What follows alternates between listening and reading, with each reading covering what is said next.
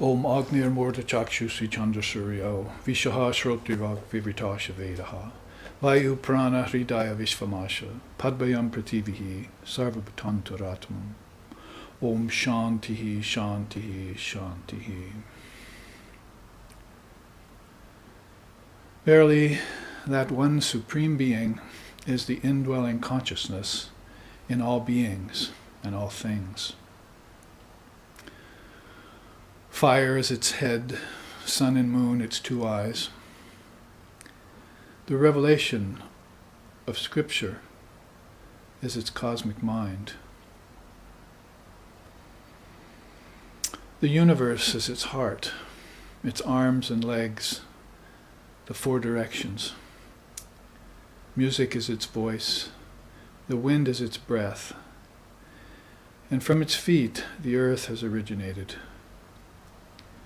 Om peace, peace, peace.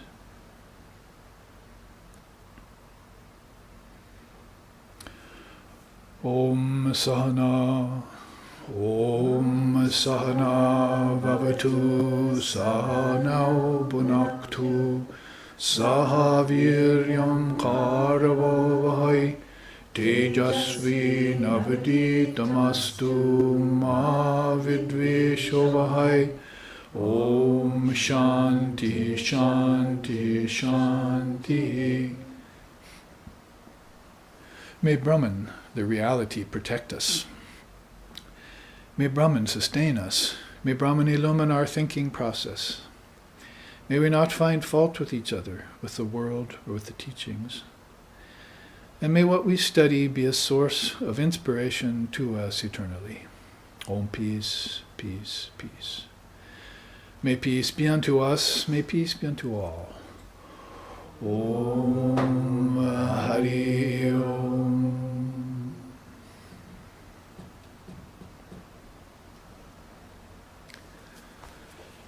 And before the camera was turned on and you all joined us, we were speaking easily about subjects pertinent to the Dharma, the Guru, the Sangha, the group that gathers for truth, satsang, and the scriptures. The scriptures, in a wider sense, mean those pathways to enlightenment or to illumination and moksha or mukti, liberation. Of course, we know that the soul, in the absolute sense, is always perfect and pure. You can practice the eight-limbed yoga, you can bow at the Guru's feet, and you can try and quell the vibrations of the mind in yoga with meditation, but it won't do any difference or make any never mind to the Atman, which is always pure and perfect within you. What it's doing is helping your mind, so that your mind can get a clear glimpse of the light. So it's the mind which these mind-only schools work on, and you're sitting in the midst of one of them right now, called Vedanta. Although when we look at the Bhagavad Gita, this is our fourth class in the series of 5 on that great scripture. We also are looking into Tantra, as we looked at over the last couple of weeks. We had various teachings, and without further ado, as they say, and with that welcome to everyone here, both live and live streaming, we want to recall ourselves to this chart out of the Gita. That is what I put together from the readings from this chapter. 22 points of the immortal Dharma is what we've been looking at. And in case you've lost track over 3 classes, I have it checked off here what we've covered. And you probably can then remember the storyboards or the charts that we've looked at in accordance with each of those. Remember, we looked at Advaita, Maitraha, Karuna, and Udasinnaha. That is these, what could be called the parikarmas, as to be friendly and to be compassionate, to be indifferent to evil, and so forth. These are very important to aspirant spiritual life. So those 4 we checked off, and we did that by looking at the 4 clarities chart called Samprasad, Anaprasad, and so forth, with the clarity of mood, clarity of mind, clarity of food. That's very important to our tradition. And clarity of spirit, adhyatma prasad. Those were the four clarities we looked at, and in that we came upon the Bharikarmas and fleshed them out for our understanding. Then we looked at Daksha and Suchi. They're also here. To be expert or advanced or intelligence, they want you to have intelligence when you come forward, to have it developed somewhat.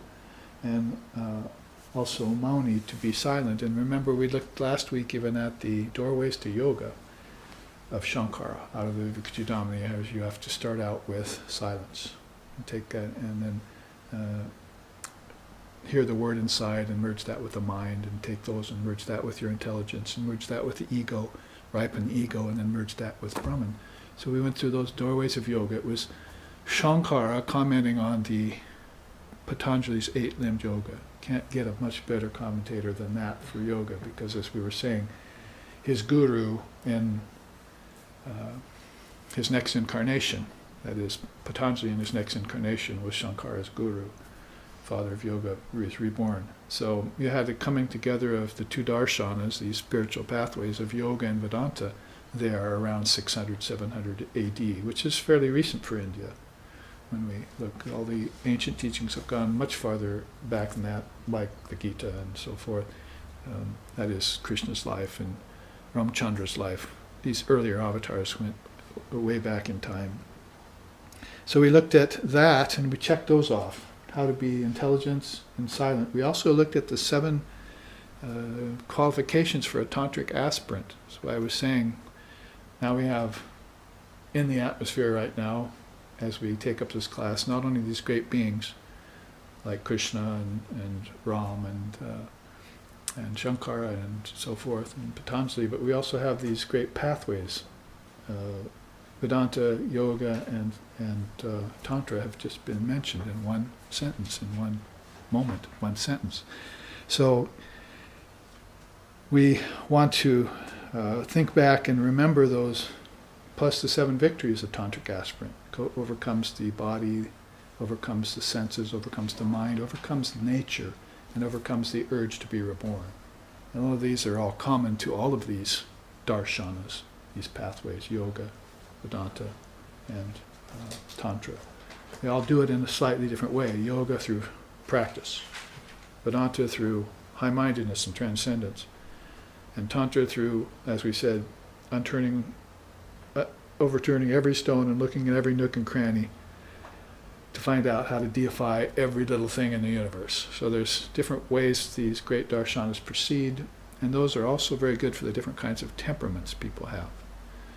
And also, and say not just temperament, because temperament can change, but past lifetimes, what you've been through up to this point, what you bring forward, your cards on the table, as Vivekananda said, right now in this lifetime.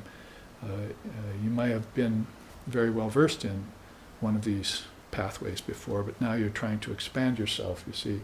Maybe now you're not in need of practice so much, like, say, a Ramana Maharshi or one of these great souls. So maybe you'd want to concentrate more on Advaita Vedanta, and Tantra isn't going to be as needful for you. So this is why there is a smorgasbord of a feast of spirituality in India. We call her the mother of all religions for no good reason, and not for no good reason, as we say. So we have all of this before us. It just behooves us in the West to partake of it, you see, to actually sit down and eat. As the feast is spread, as Ramakrishna said, do I have to feed you now too? Can't you just sit down and feed yourself, you see? So encouraging us to look into these great pathways. They're world religions, and important in that way. Eventually we might want to even take a major, as you were, in these schools of universality. I think I'll major in all of them. See? I think I'll bring them all together and integrate them, and have this universal perspective that some of these great souls have. So we looked at that, and the 7 qualifications of Tantra. We also then went on and saw Yatatma is also listed there, so we can cross that off our list right there. Self-control. For that, remember we looked at the control of the five senses in yoga.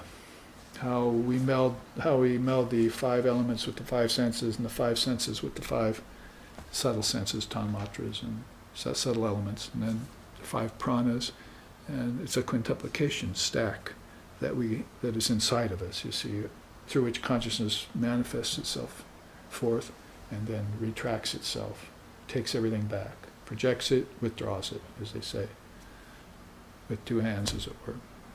Somewhere in between there's a sustenance period, you see, Brahma, Vishnu, and Shiva. One projects, one sustains, and one dissolves at the end of the cycle. So that's always going on. According to Indian darshanas, this is eternal. Everything is eternal. So you might watch nature go along. You'll go along for the ride, you see, on nature and these cycles. If you get off the cycles of nature, you'll find out that then you're looking at another eternal principle called unmanifested prakriti. Then you're looking, if you transcend that, you're looking at another eternal principle called yourself, Atman, Buddha nature. And then you're looking at the Brahman, you see, or Allah, or Almighty Father, or Tathagata Garbha, or Pragyaparam, and you're melding into that. See?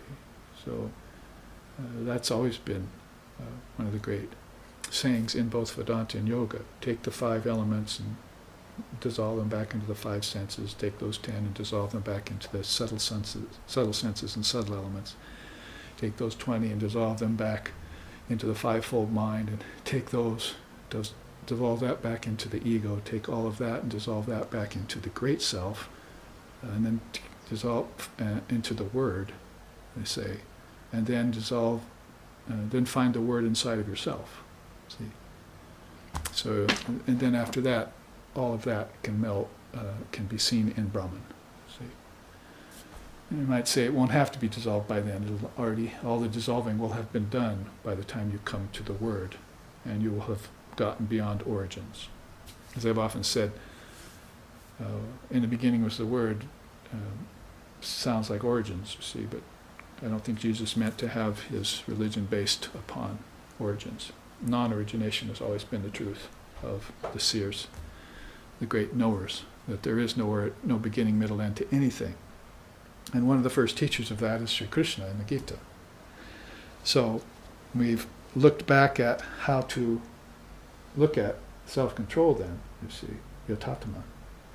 It's yogic, it's Vedantic, it's in practice, and it's also in the dissolution of the Vedanta, you see, to be able to control these things. And in fact, again, back to the 7 qualifications of a tantric aspirant, that's what he was doing with self-control, was gaining victory, jaya, gaining victory over all of these 7 levels of his own consciousness. If you don't have victory over them, then you keep them separate, and you've never connected them, so you're not, you're living in a world of separation. I'm different from that, it's different from me, and so forth. Nature is separate from me, but then you understand that nature's all come out of you, and you be in this connecting process, and that's also called dissolution. To connect something is to return your consciousness back to its original state, see, until it's all connected. Because it always was all connected, but you somehow fell into disconnection. It's called scattered mind. See, mind can get scattered, and then it can get dull, and it can get imbalanced and worse. And then it can never find its way back. So it's sort of like iron filings going out, you see. But you find that magnet of one of these great paths, and you put it amidst those iron filings, and they all come running back, right, to that central pole. So that would be yoga. That would be your effort at trying to reconnect everything, to see it as it's in its original condition, you see, in its original oneness, if you'll allow the term. Swami Vivekananda said that. I was just looking at that quote yesterday. Mankind ought to be taught that all religions are are a part of the one religion called oneness, he said. So mankind ought to be taught this, so that that all religions will have that basis in oneness. So, got a little bit cliche, that term, later on in our lifetimes, but earlier on it was very, very much seen as esoteric truth, that you had to see it as one. And then pretty soon, if you can't see it as one, then you have to practice yoga. You have to get yourself a magnet, a great path, a great teacher, and gather the scattered mind back. It's a great force you need there. So a very powerful one there in self-control. Krishna brings it out quite often in the Gita. Then we went on and we sang the Nirvana Shatkam, remember? Om Mano Buddhaham Kara Chittani Naham Nacha Shrotra Jive Nacha Gurana Netre. These are, I'm not the five senses, and I'm not the mind, and I'm not the thoughts, and I'm not the intelligence, the intellect. So you had this kind of neti-neti idea so that you could get self-control. So we used that as a musical tribute to that very thing. I'm giving you a whole quick review of the last 3 classes to bring you current. Then we went on and looked at Mauni and Nirmamo.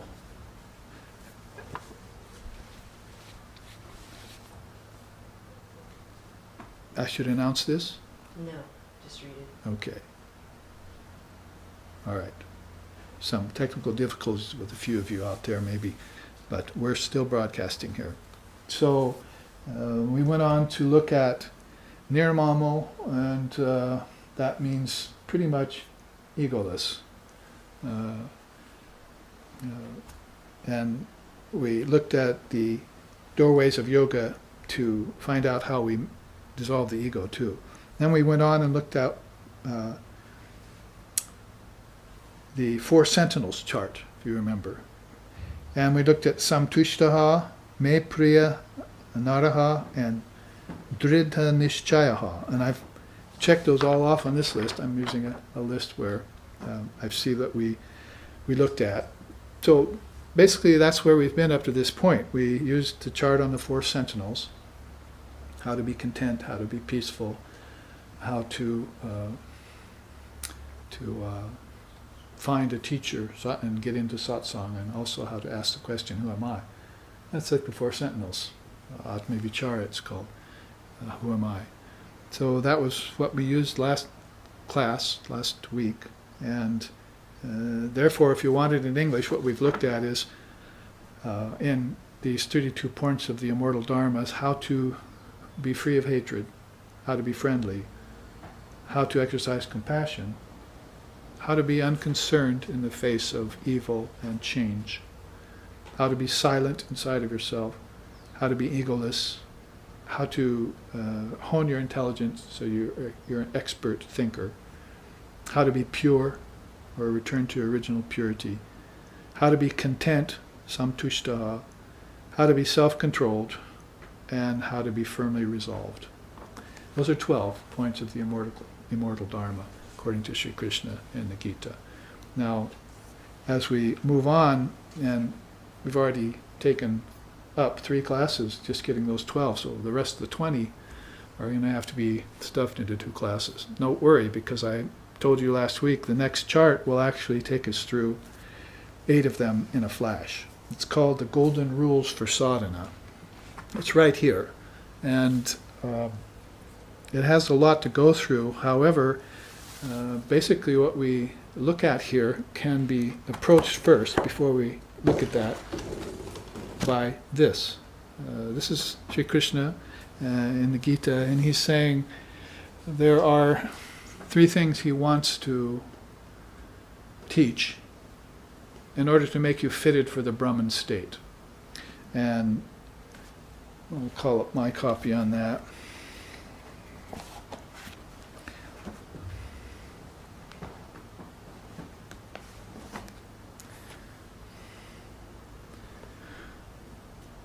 There you see them.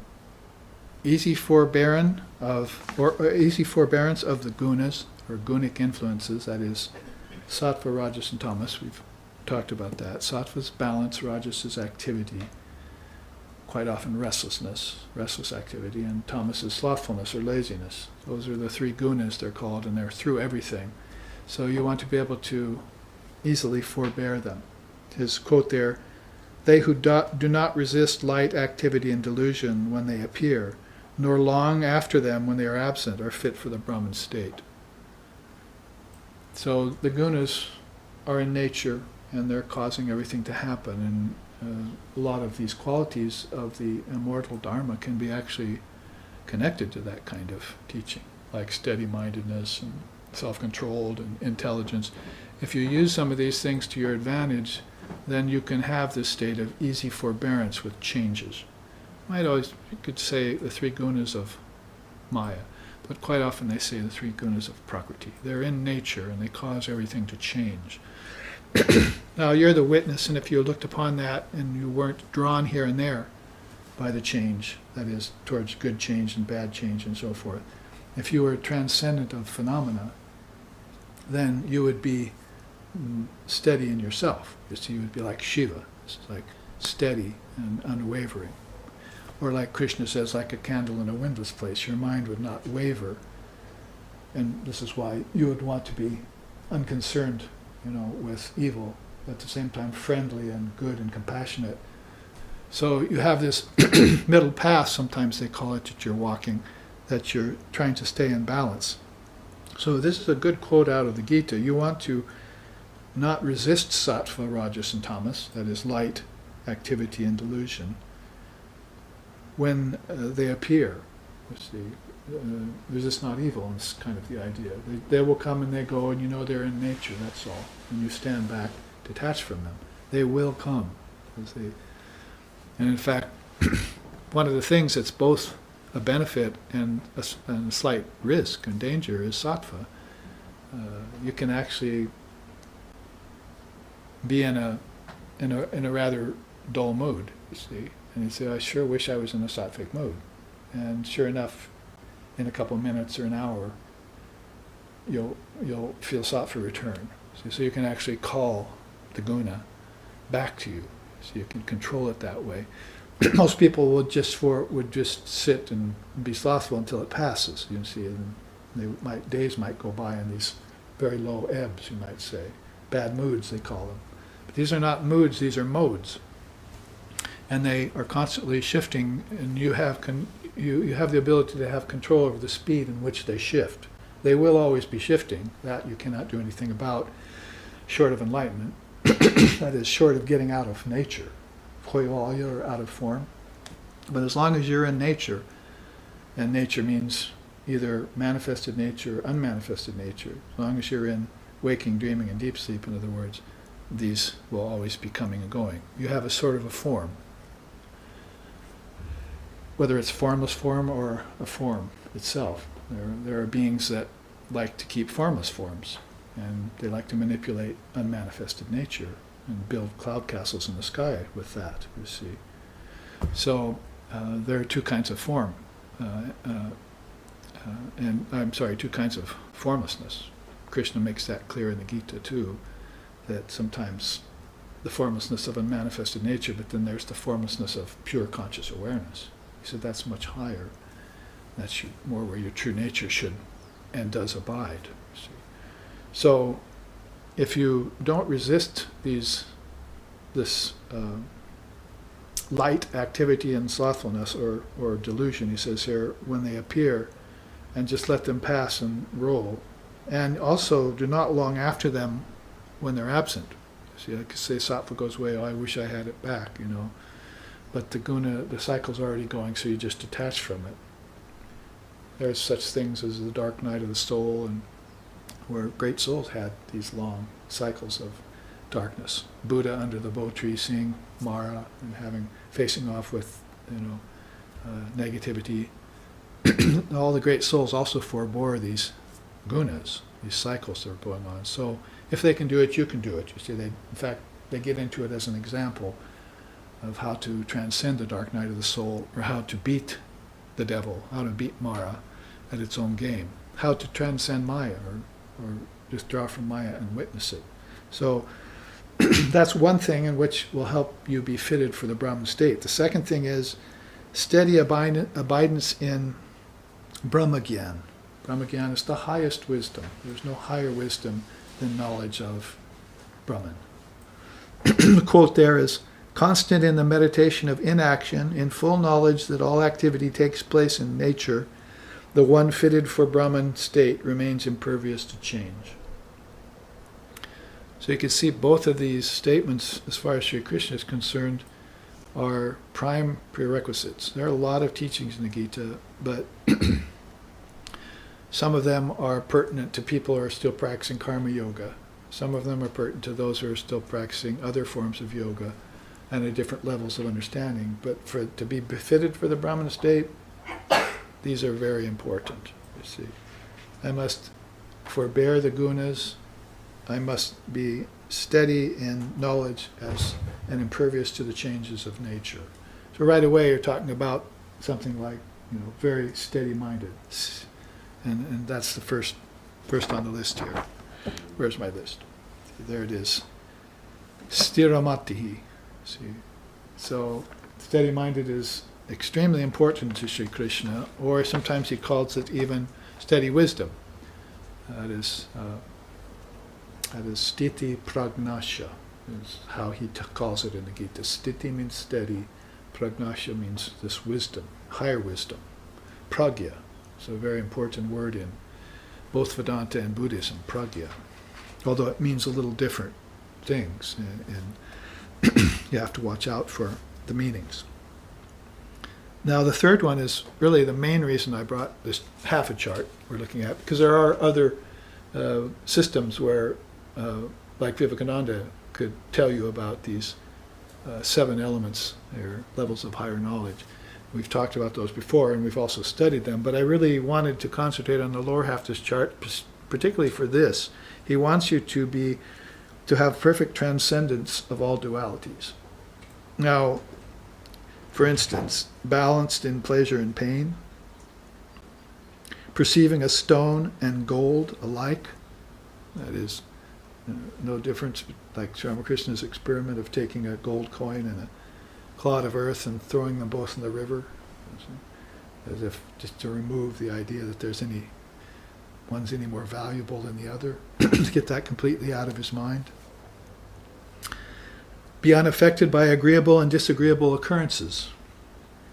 Be imperturbable amidst censure and praise. It's right here, by the way. Same in honor and dishonor. Same in censure and praise. So, just so you connect you back to this chart, we're going through about 8 of these, just with this paragraph, to show you basically how to be transcendent of dualities. He wants you to be stoic in the face of honor and dishonor, of even temperament in association with friend and foe, fully divested of any selfish intentions in all undertakings, and throughout it all, ever abiding firmly in the self. Those who have accomplished this are surely fit for the Brahman state, he says. So there on our original chart, you can see some of these that we have just covered. Stiramatihi, that is, of course, that steady-mindedness. And Tulya, Ninda, Stutir, same in censure and praise. Second one there. And also Samaha, Sotrao, Mana, see what it, in other words, Mana apamanayaho. Mana apamanayaho. Same in honor and dishonor. Also,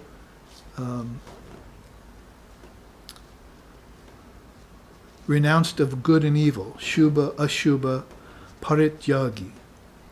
Renounced of good and evil. And also, on the list, same in heat and cold, same in pleasure and pain. Shubha, Ashubha, Parityaga, and Samaha, Sita, Ushna, Sukha, Dukeshu. Sukha and Dukkha mean happiness and sorrow. So you want to be same in heat and cold, and same in pleasure and pain. And those are all pretty much listed right down here, right down to this one. So the point being, that kind of gives you a full regiment of an aspirant after the 32 points of immortal Dharma, a lot of them fall under this problem of good and bad, pleasure and pain, life and death, good and evil, and so forth, virtue and vice. Those are dualities that flummox the mind. And he tells Arjuna several times throughout the Gita, make sure you transcend the pairs of opposites. If you want a Sanskrit term for it, it's he said, be beyond the pairs of opposites. Dvandva mohena is how he puts it in the Gita. Dvandva means two, and mohena means deluded. Moha is delusion. So dvandva mohena, you must get yourself beyond the pairs of opposites. That is, brooding on them, thinking about them, operating under their premise all the time, not being free of them. So again, it's toward the idea of oneness, one consciousness, steady-mindedness, even-mindedness and intelligence and so forth. But you can see how they connect together. See, if you left those sets of dualities without the other teachings, then you'd have morality, pretty much. Even though morality doesn't usually think that, you should get beyond good and bad. You should just get beyond bad. You see. But in the Dharma, it's that you should get beyond all dualities. That gold is that good is a gold chain and bad is an iron chain. They both bind you. So the teaching is two-sided that way. It's not just you get beyond vice and you become virtuous, but virtue also can keep you bound, and so you need to have this idea of transcendence. So this is where these kinds of teachings on dualities and how to transcend them get put together with steady-mindedness, higher intelligence, and even higher things in transcendence. Now, you also have to look at these two at the bottom. That is, they're completely free of joy, envy, fear, and anxiety. He wants you harsha amarsha bhaya udvegai muktihi. Mukti, of course, is freedom. And so he wants you free of joy and envy, fear, and anxiety. And also the next one, na hrishyati, na vesti, na sochiti, na kankshati. Neither rejoice, nor hate, nor grieve, nor desire. So those are another set of lists that are rather like dualities, see, but he puts them together in fours this time. So he wants you to conquer those. And all of that is intimated here in this perfect transcendence of all dualities. So you can see how that pertains to our 32 points of immortal Dharma. It's sort of like putting it in a song. Like sometimes Tulsidas would sing this. Etani vinati raghunandana se dukha dandva hamara vidhaoji. Etani vinati raghunandana se dukha dandva hamara vidhaoji. Dukha dandva hamara vidhaoji. Dukha dandva hamara vidhaoji. Dukha dandva hamara vidhaoji. Dukha dandva hamara vidhaoji. Etani vinati raghunandana se.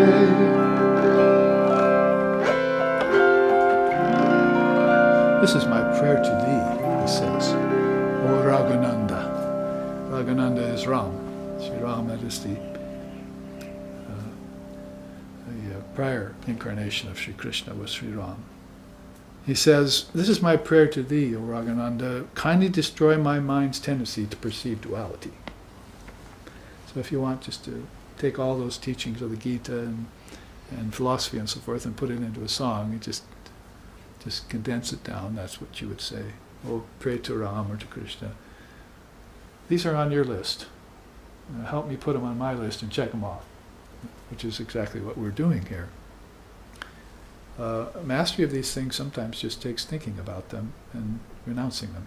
See, and as I like to teach, connecting them first. If you If you know they're there and you account for them, then that gives you the ability to transcend them, to master them. If you don't think about them and leave them disconnected, then they'll get into your life. That's Maya. See? So to keep Maya at bay,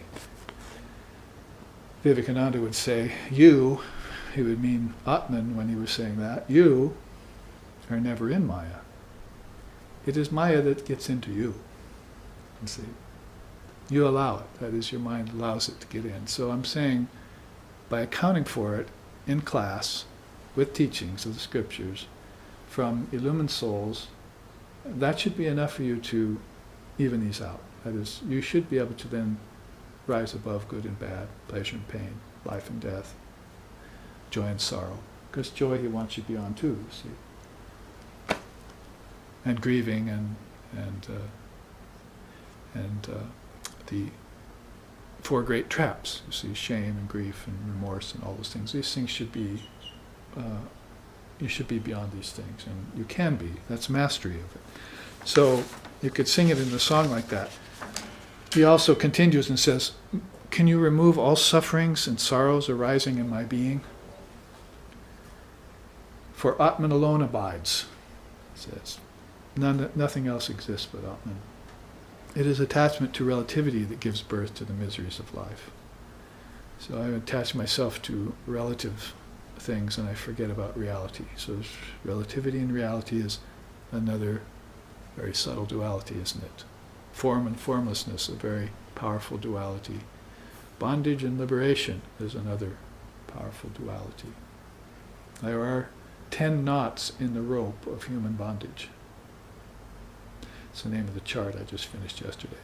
Yes, I'm still making charts. I haven't made charts for 3 or 4 months now, maybe longer. But yesterday, last couple of days actually, 3 came to mind. He said, you have to do these. I said, yes, Mother. So one of them is called the 10 knots in the rope of human bondage. So these knots have to be smoothed out. Sri Ramakrishna had a beautiful story about that. He said, magician stands before you, ties knots in a rope, right? And then shakes it in front of the audience and the knots go away. Just like that. Then he ties them again and asks someone from the audience to come up, take these knots out of this rope. So he shakes it, audience member, you see, pulls it, makes them tighter. How did he do that? How did he do that? You see. So the story is about this sleight of hand, you see. It makes it so easy to remove the dualities if you have the right mental perspective about this. And you can transcend them and live in a state of peace. How about that? The peace that passes all understanding, that can come later. But you want peace of mind first. And you want it abiding. And eventually you'll get it uninterrupted and unalloyed. You see? It's also mentioned in the Gita. We want our bliss unalloyed and uninterrupted, not the other way around. That is mixed with other things that cause us to fall out of peace, like the gunas. Can be peaceful for a while and think everything's fine, and then the next day find out it's not the case. We've fallen out of peace. So peace of mind you need first and foremost. So yes, attaining the highest guna, sattva, will be an art. And when you can keep sattva, that'll be good. But the trick of a spiritual aspirant is not to get attached to sattva. In fact, Shankara gives another turn to that teaching of the 3 gunas, much later than the Gita actually. In the Vivekachudamani he says, you must go beyond sattva to pure sattva. And the list of things on the list of sattva are like attachment to pleasure and, and subtle bliss is on there and things that you're enjoying when you're nice and peaceful and everything. But then that cycle passes and all of a sudden you feel restlessness creeping into your everyday peace of mind. Or you feel weight, you see, from somewhere, some karma or some world happening that you read about in the paper, or something happens in your family and you feel weight creeping into your otherwise unalloyed, uninterrupted peace of mind. But if you look at the list of pure sattva, he says, go beyond sattva to pure sattva. It's things like studying the scriptures.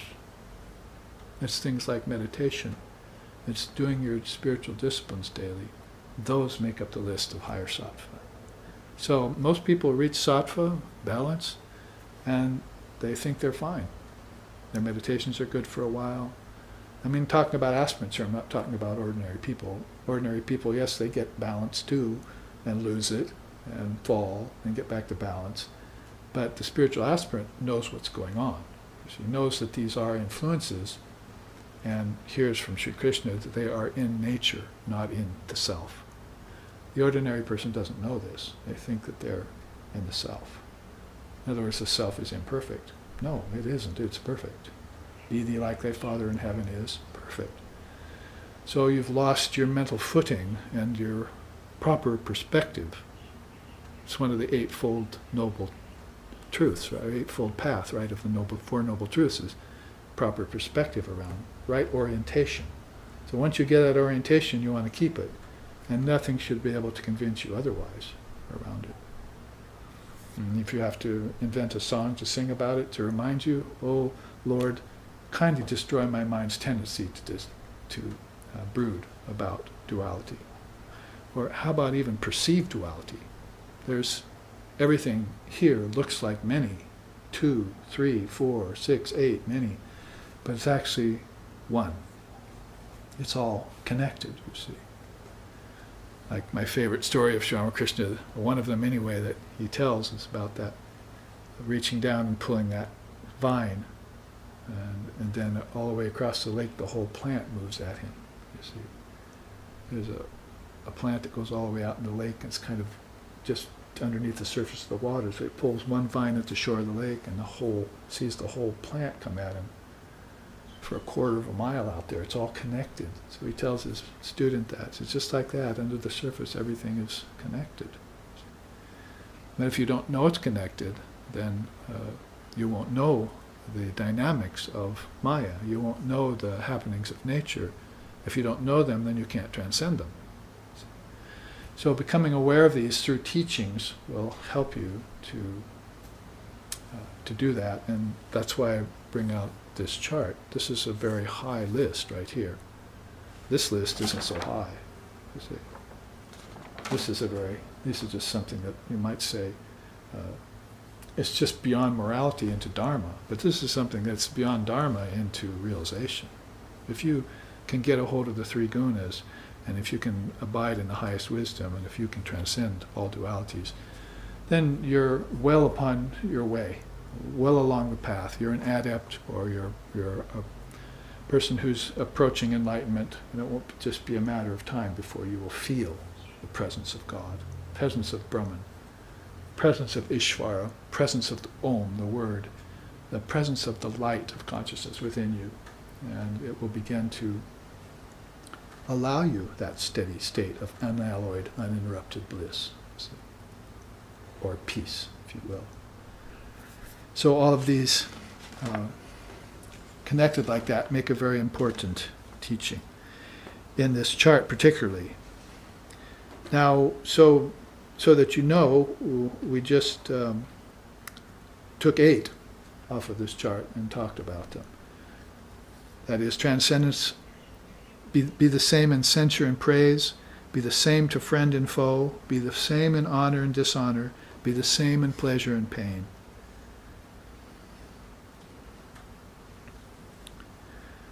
Renounce good and evil, both, that is, transcend them. And finally here, same in heat and cold, and same in pleasure and pain. That's samahasita ushna sukha dukeshu. There's a lot of songs that have the word sukha and dukkha in it, beyond happiness and sorrow. And so that's right there. So that's 8 of these facets of the immortal Dharma that we can look at. Now, and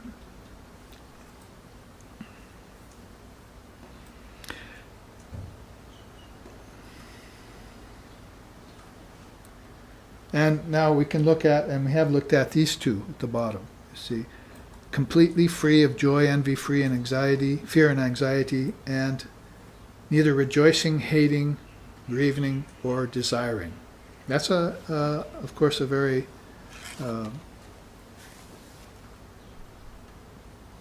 a powerful list of attainments that will make you an adept as far as spiritual practice goes.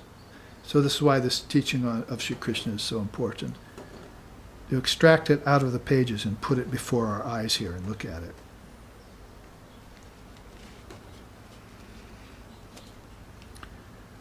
Now I said that I just wanted to look at that half of the chart, and that actually comes out of this chart. So these golden rules for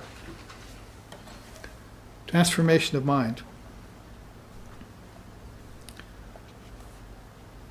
are another study all by themselves.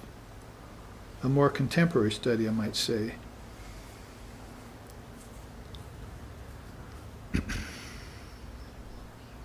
The quote here, in order to benefit by sadhana, or spiritual practice, two great points are to be reflected upon at the outset. All right, so we're talking about spiritual practice, serious spiritual practice. There are 2 points you should know about it. First, it is helpful to know that spiritual practice will not net you freedom or enlightenment, which is more a matter of grace married to right timing. Freedom is indigenous to the soul. Thus, transformation is in the mind, not the true self, which does not require any regimen of purification. That is, the self is always pure, as we've been saying. It doesn't need to be purified. It's already pure. It's the mind you're working on. So that's one important point to think about when you enter into any kind of spiritual practice.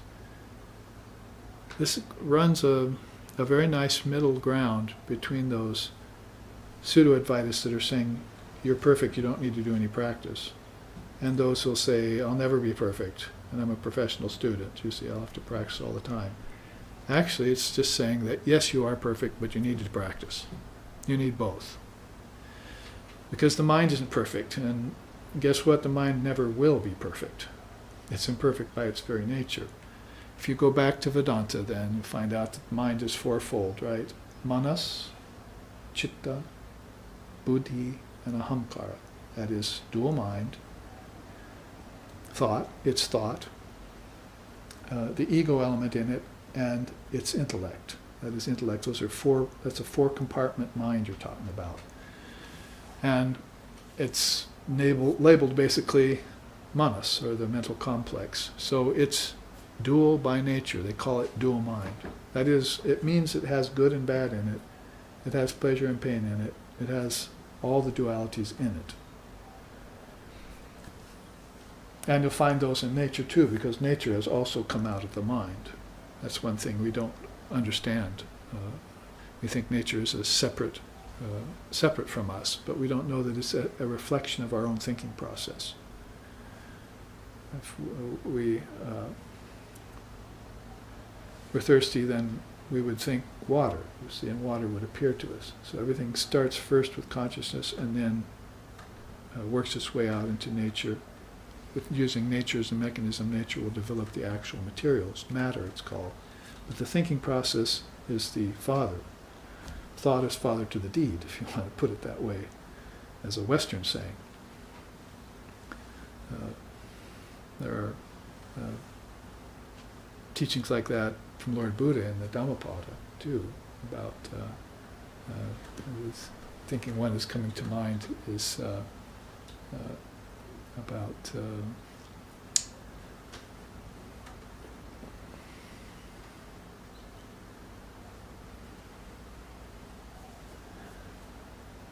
a tree starts out as a tiny sapling.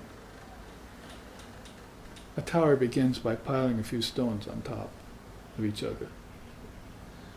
So, if that's the case, then be very careful about your deeds, you see, because mind and deeds are connected. So all these deeds started, with the way your mind thinks, then the deeds will come forth, you see. So you want to be very careful about your mental apparatus, just like you want to be very careful about other things in nature, stones, trees. Everything has come out of the mind, so you want to be very careful about your deeds and your thoughts. So that fourfold mind, if it's dual by nature, manas, then there's all the more reason for you to detach from it. we have, I'm not the body, I'm not the five senses, I'm not the five elements, but in the next verse it says I'm not the mind, I'm not the intellect, and I'm not the ego either. So in the Nirvana Shatkam it goes on, Shankara goes on saying, and it's not that you're not just the body, it's that you're not the mind either, because the mind is dual by nature and imperfect. But your true nature is perfect. So that's what's being said here. It doesn't require any regimen of purification.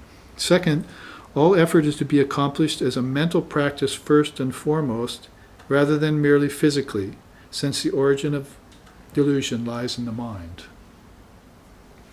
So those 2 points are very important when you enter into sadhana. Accomplish it as a mental practice, and then let the self be pure. And let the self, when the mind becomes pure, then self will come through. Our favorite chant about that. Om Sat Jena Labhyastapasa Hyesa Atma, that chant in Sanskrit. It basically says that this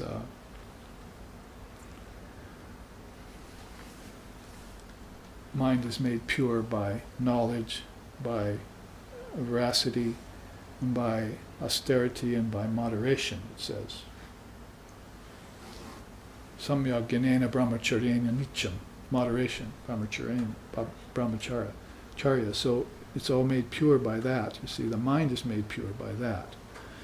Then, when the mind is made pure by this practice, then the self is revealed. So the impurities go away and the self is standing there as it was all the time. It's just the impurities of the mind that veiled it.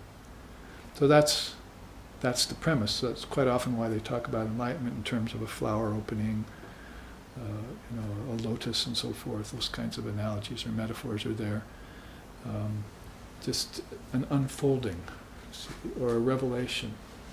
It's a revelation of something that was always there. It wasn't something new, because there's nothing new under the sun.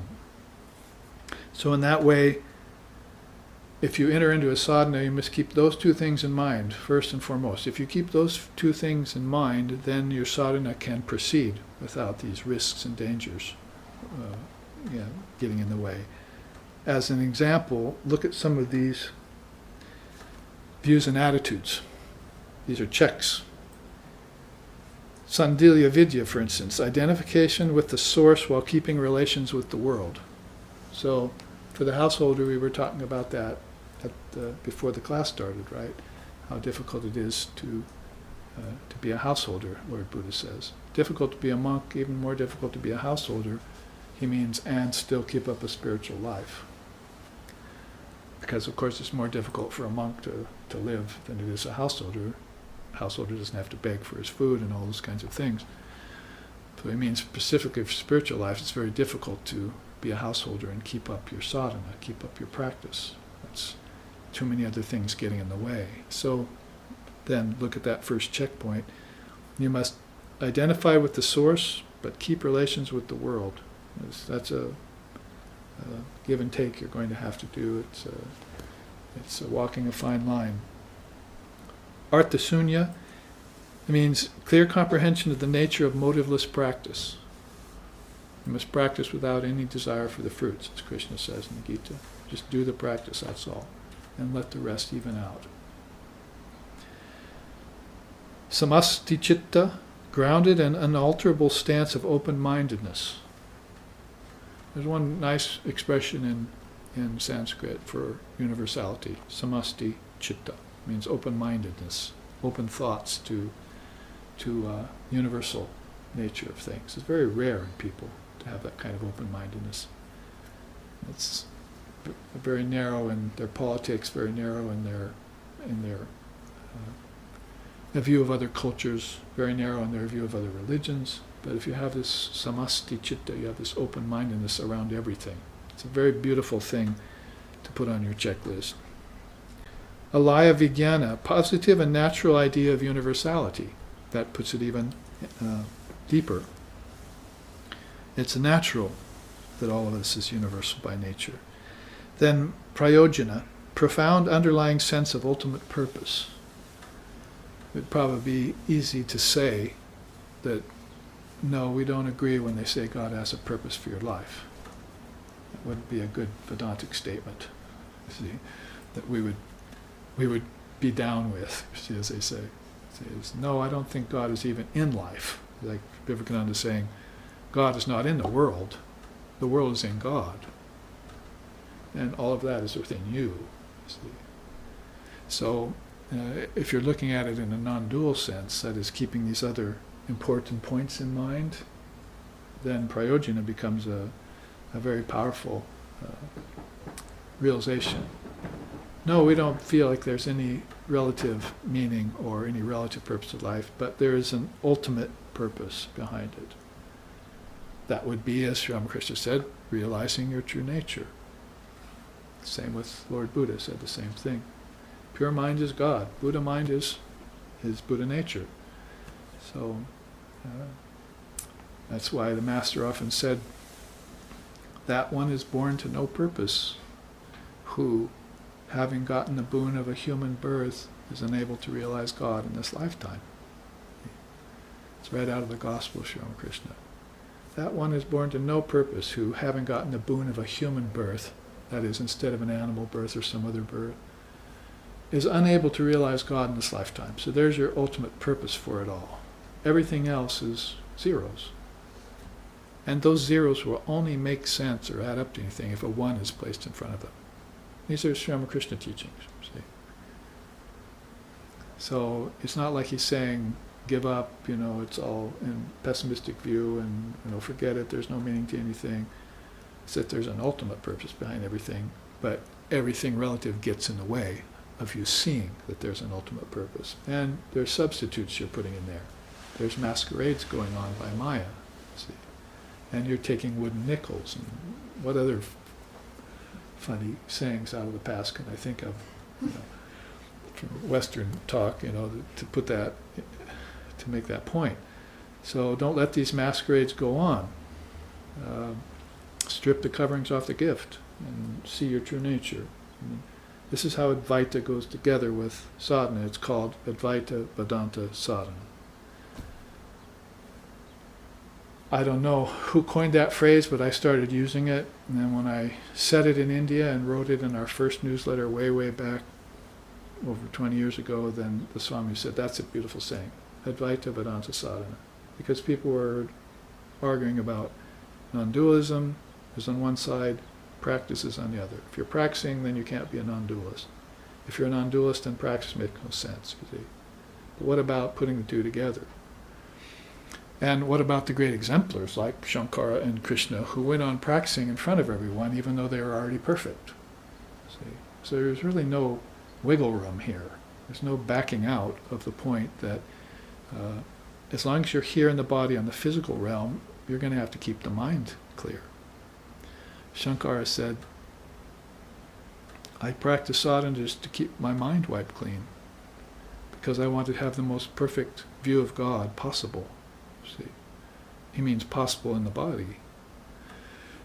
So, what to speak of it just being a difficult life as a householder, you want to be able to see God in it all. Isn't that the highest thing for everyone, is to see God in everything?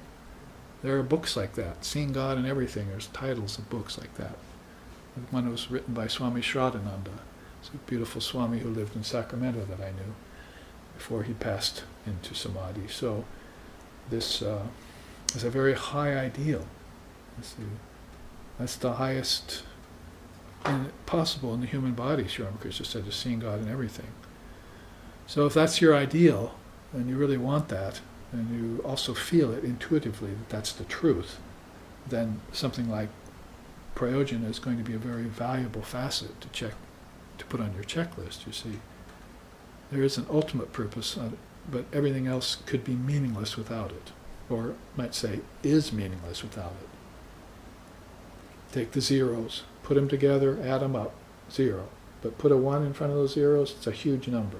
So that ultimate purpose in front of all other subsidiary meanings of life gives you a full divine dharmic life. Well lived and very beneficial to you and to others. That's right out of the peace chants, by the way. Om Bhadram Karnebihi Srinayamadevaha Bhadram Pasyema Akshabirya Jatraha Stirair Angaish Tushtavam Sastanavir Vyashema Devahitam Yada Yuhu. May we hear with these ears what is good and spiritual. May we see with these eyes what is noble and uplifting. And may we, while worshipping the Lord and Mother with healthy minds and bodies, live a life which is beneficial to ourselves and to all other beings.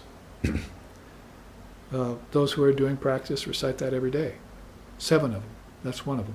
See, that's what you get up and recite in your mind before you have meditation. You run the 7 peace chants. Just to check and see if you remember them? No. To appease all levels of consciousness. See, the 3 worlds. If you recite those, then the highest world will listen to you. And maybe shed some of its light on your own life, you see. And then where will Rajas and Tamas be? You see, everything will be light, everything will be sattva, and you'll become fitted for the Brahman state. All you need to do is maintain it. See, you initiated it, now maintain it. We were talking before live stream audience joined us that a lot of the young people today just don't keep it up. See, I said something like, is he still practicing with you? See, no, it's not practicing anymore. Just kept it up for a year and gave it up. I said, well, it's not coming to my class anymore either. They just come a little bit and go away, you see. So dabbling won't do, you see. Got to keep it up. For your whole lifetime would be best. You take a practice, keep it up. At least until you master it. Then you'll find out that there are other levels of practice to master, and then you just keep going deeper and deeper. You see, this is why Sri Ramakrishna didn't like the word master. He said, that's one of the 3 words that pricks my flesh. Don't call me a master, he said, because that presumes that I've had all the spiritual experiences. But Divine Mother is full of spiritual experiences. I want them all. I want to keep having them. See? So he didn't think of himself as a master, because then that kind of slims him down to a master of a certain things, you see. But it's infinite, spiritual life. And spiritual experiences are also infinite. So he wanted to remain open to them all the time. So he becomes this wide open, universal person. He has samasti chitta. He has alaya vijnana. See? And he has this wide open concourse going on with divine reality all the time, without any roadblocks, you see. Wide open pathways going in and out of him. Light is flowing upon them. Prana is running in and out. His consciousness is leaving the body, in and out, in samadhi and back to the body, without any blocks or obstacles or impediments in the way. You see. And so this is an exemplar. See. They say, do we have to call him an avatar? Not necessarily, Swamiji said. If you think of him an avatar, great. He certainly matches the qualifications for it, but just think about him as your own true nature. Think about him as the ideal human being, see, who came to earth and had all these marvelous qualities. But you don't walk around every day seeing a Ramakrishna everywhere in every household. That's a rare soul that came here. Who else is going into samadhi all the time around you? You go over to anyone's house and see them in samadhi? If you do, let me know. I'd like to go with you, you see. So this is a person who was just constantly into samadhi, and they call that the natural state of awareness, you see. Open to divine suggestion, you see, all the time. To even hear something like this would put them in samadhi. You know, I probably wouldn't have gotten 5 minutes of teachings out of my mouth. If Master were sitting here with us, he'd be in samadhi already, see. Just because of the suggestion of the power of the words of Mother Wisdom, you see. You think of Mother and her wisdom, and he would be with her. So that's how wide open and how instantaneous enlightenment is. You see. Or you say awareness, just pure conscious awareness. The last one there is Autsukya Puraka, ready store of interest and inspiration. So have a ready store of that. You'd say, tamas robs you of that, right? I'm not interested anymore. See? Or rajas, nervousness, restlessness robs you of it. I can't focus on that, you see. So whether it's slothfulness or restlessness, you're either taken away from this natural state of interest that you should have around this ultimate purpose of life. You can see how these all just kind of follow in line.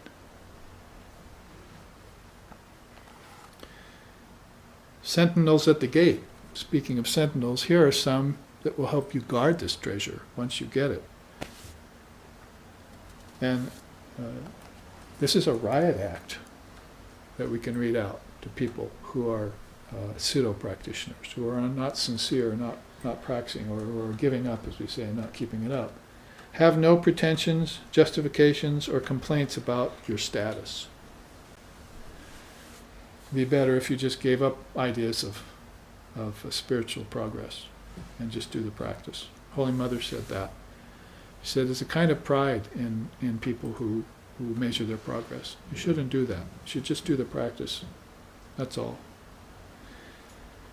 No shifting of blame to any external circumstance or outer agent. Take all blame to yourself.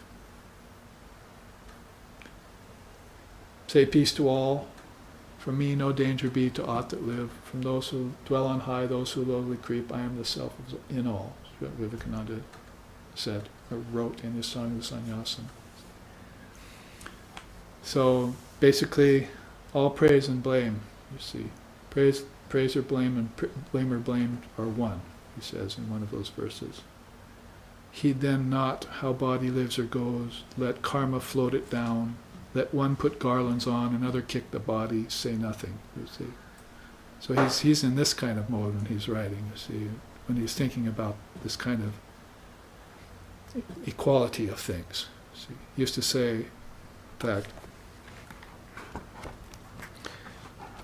right there, let's see, there's some of the things he liked, Vivekananda liked. We'll get to this in a minute. The one I was thinking about is samasta chitta. Well, there's samasta chitta, universal mind, but he liked this word, samadarshitvam, equal vision towards all. Because he had it. As when you attain that, then you will see God in everything. And there will be no status to anyone, higher or lower. And you'll be looking at one Atman in all beings, you see. And that will be an actual experience you're having, and then the oneness of God will be with you, you see.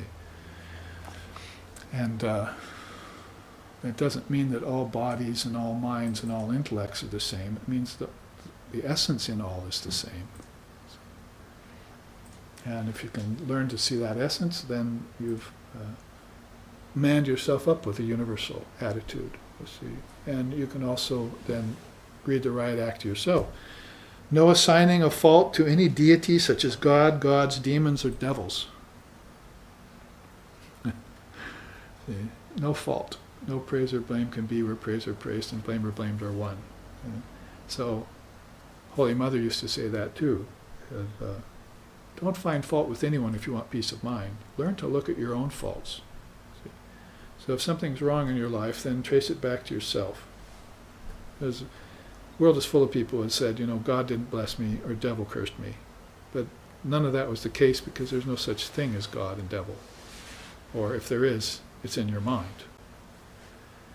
God is not in the world is in God. So you're not looking at it in the proper way. You're making excuses for yourself. You're blaming it on other deities or outer influences, as these last two have told us. Some outer agent is responsible for my lack of progress, or my sudden, swift progress. I also attribute that to God, right? No. You attribute it to yourself. You must have done the practice. And you must have done some karmic act that kept you from making that progress, so you can't blame it on the devil too. It's all in you. God and devil are both in you. And when you get to the ultimate purpose of life, then you'll see the ultimate reality, and you can call that God if you will, but it's not going to have a finger in your life. That's why you've got 10 of them, see. So it's just to say, guide yourself. If you look at your hand, right? God gave you a hand so you could guide yourself, because God is not in form. You are. Maya is not, you're not in Maya. Maya is in you. You let it in, you see. But if you look at the realized souls, they didn't let Maya in. They're on vigil.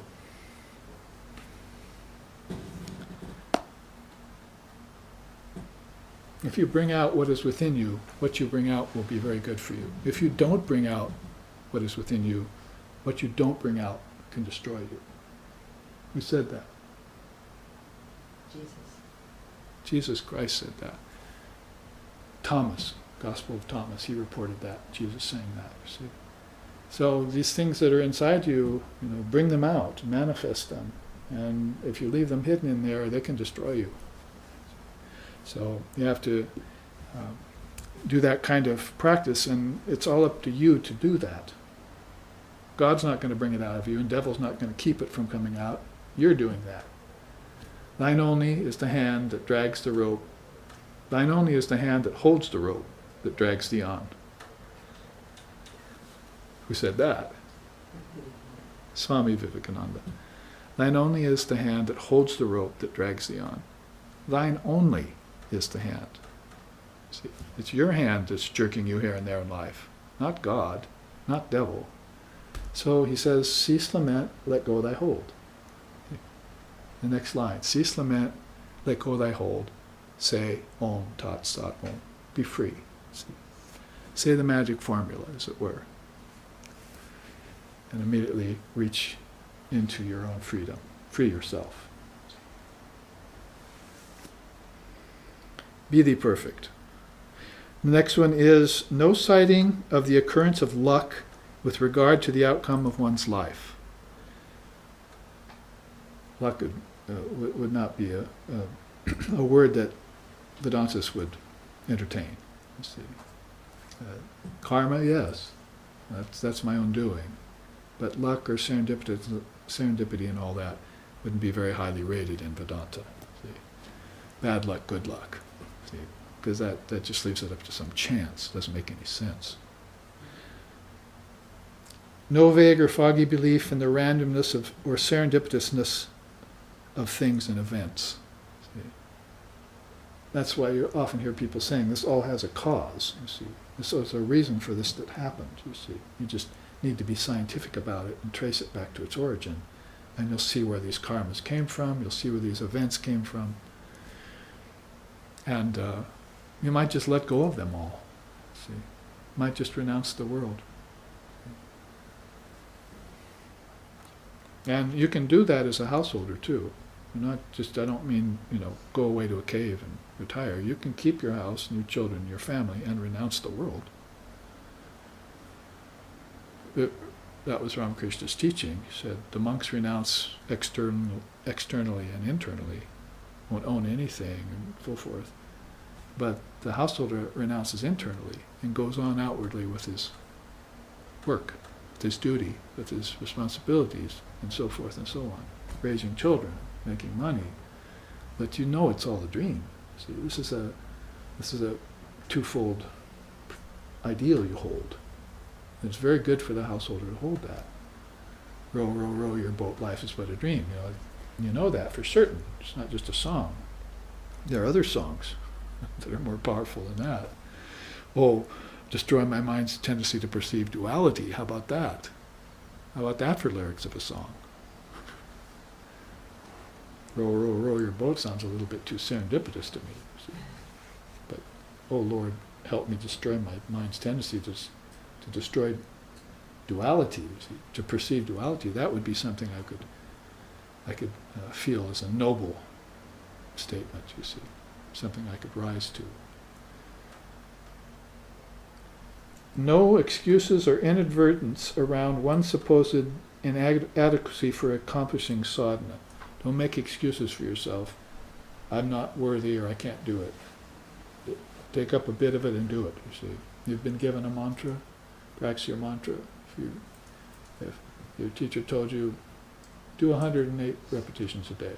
That's only one time around the beads. See, so you just do 108 a day, but you do it fully concentrated. You see, every bead and the mantra, knowing the meaning. If you were just to do that, that would be enough practice for you of mantra. You see, but you would do it every day at the same time. You would never let it go. And you'd bring intensity to it. Then pretty soon, like Holy Mother, who's called Jap Baharini, perfect at the art of mantra, you'd be doing 200 and 300,000 a day for others. I was sitting at a table once with our founder, Lex Hickson, and a couple people from the Catskills, Woodstock area, you see. And one of the people sitting there saw Lex doing his beads and said, "Hey man, I do that too. I do the beads. I do 100 for myself and 8 for the world." And Lex said, "I do all 108 for the world." So pretty soon you'll be doing it all for the world. It won't be a practice because you won't need it anymore. Holy Mother said about mantra, it's not the goal, it's a means to the goal.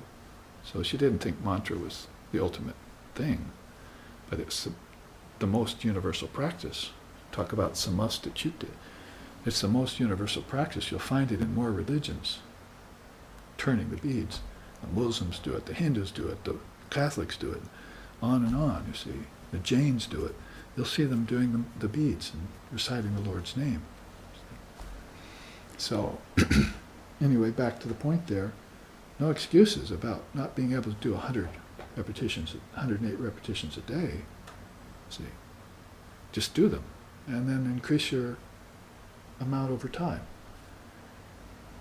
If piling a few stones on top of each other eventually results in a huge tower, then a little bit of practice will eventually net you enlightenment. See? That is, I don't want to contradict myself. No practice can really get you enlightenment. But it'll clear your mind so that enlightenment will dawn on you.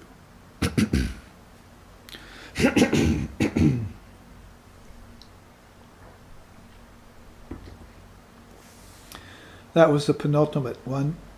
The penultimate sentinel here. Then no reliance upon false refuge in ignorance, unpreparedness, unworthiness, or poor upbringing. Those things don't matter at all to a spiritual aspirant. They want to transcend those very things that are causing karma and they're keeping people down. So you can't make excuses out of them. Did you ever had experience where you went to school and everyone else had prepared the lesson and you hadn't? So the teacher comes to you and you don't have your homework? It's embarrassing. See? There's even a song in India that says that student who doesn't do their homework is spanked soundly and put to bed without dinner. See?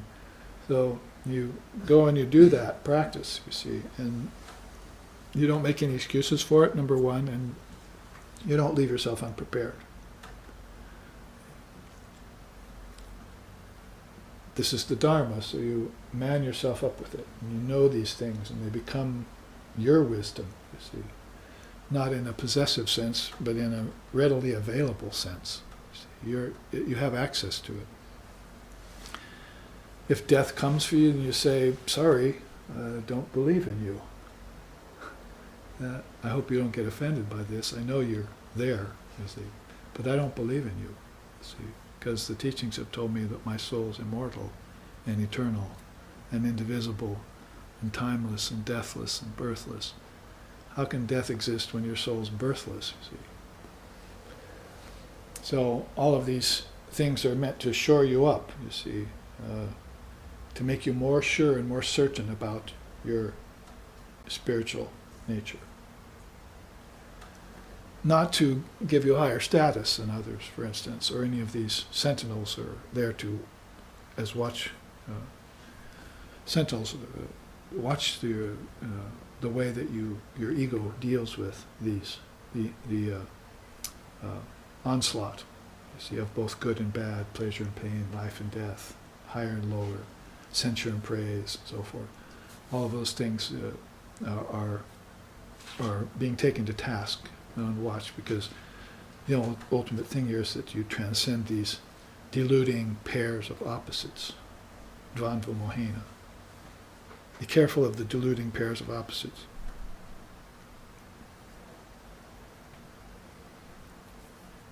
Now in the remaining few minutes, we can finish this powerful chart. And there you see the next, or third element of it, Chit Shuddhi. It's probably one of the most valuable of all attainments that the wise think of is purity of mind, purity of thought is chit shuddhi. So let's look at the points here. Willingness to perceive and remove the subtle barriers which block the formation of positive mental samskaras. So you have these positive mental samskaras in you, and they're not being able to manifest. Remember, Jesus said, if you try and bring out what is within you, manifest it, it'll be good for you. But there's no way of getting to them and bringing them out, so you have these blockages. So you have to be willing to go in and remove those blockages. Probably at the level of early therapy, you're going to have to do some sort of forgiving of yourself and some sort of initial observance. But then a deeper practice is going to have to kick in, like mantra, for instance, and you're going to want to do away with these impediments with the fire of yoga. So Vivekananda used to say. The fire of yoga can burn away all these things. It's also a phrase used by Shankara. I go up into the mountains, I don't need to eat, I hardly breathe, all I need is the fire of yoga, Vivekananda said. So that'll burn away anything, any residue that's in there, so you can use that. So anya samskara pratibandhim. Bandhim means bondages or impediments, and samskara means mental impressions in your mind. So you want to be willing to get rid of those and bring out these positive samskaras. Smriti Shuddha, effort to awaken and reveal the memory so as to bring about recollection of all divine traits.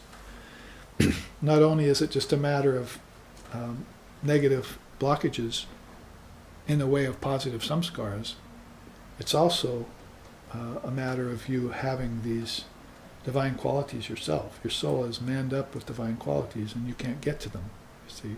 So that's in your memory. So if you could remember them, smriti, and make that memory shuddha, pure, chit shuddhi, then these would all of a sudden come into your possession. Oh, I remember I have compassion. Oh, I remember I have the ability to meditate. And it's no more, it's like, I wish I could meditate, see, or I wish, why don't I have more devotion for God, see.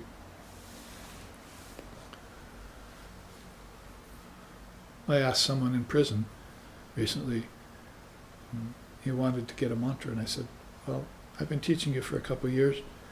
Do you have any, have you gained any devotion or fealty for Sri Ramakrishna, for Holy Mother, or for Swami Vivekananda? And he said, no, I don't have any devotion to them. But I do have devotion to Jesus and to you, his teacher, you see. So it's going to be important for him to increase his devotion. He's got to have some bhakti.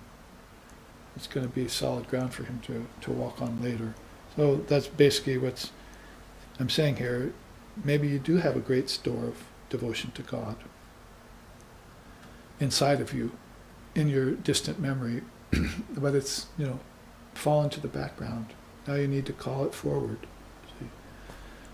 I'd say the soul is a repository for everything. Certainly the mind is a repository for everything positive and negative. So the soul, that is the indivisible soul, should be the container for everything transcendent, everything worthy, everything noble. See? So if you're not the mind and you're the soul, then you can transcend the dualities. And you can start concentrating on this divine memory, and it can open up for you the treasure house of transcendent qualities within you. Just think of it that way.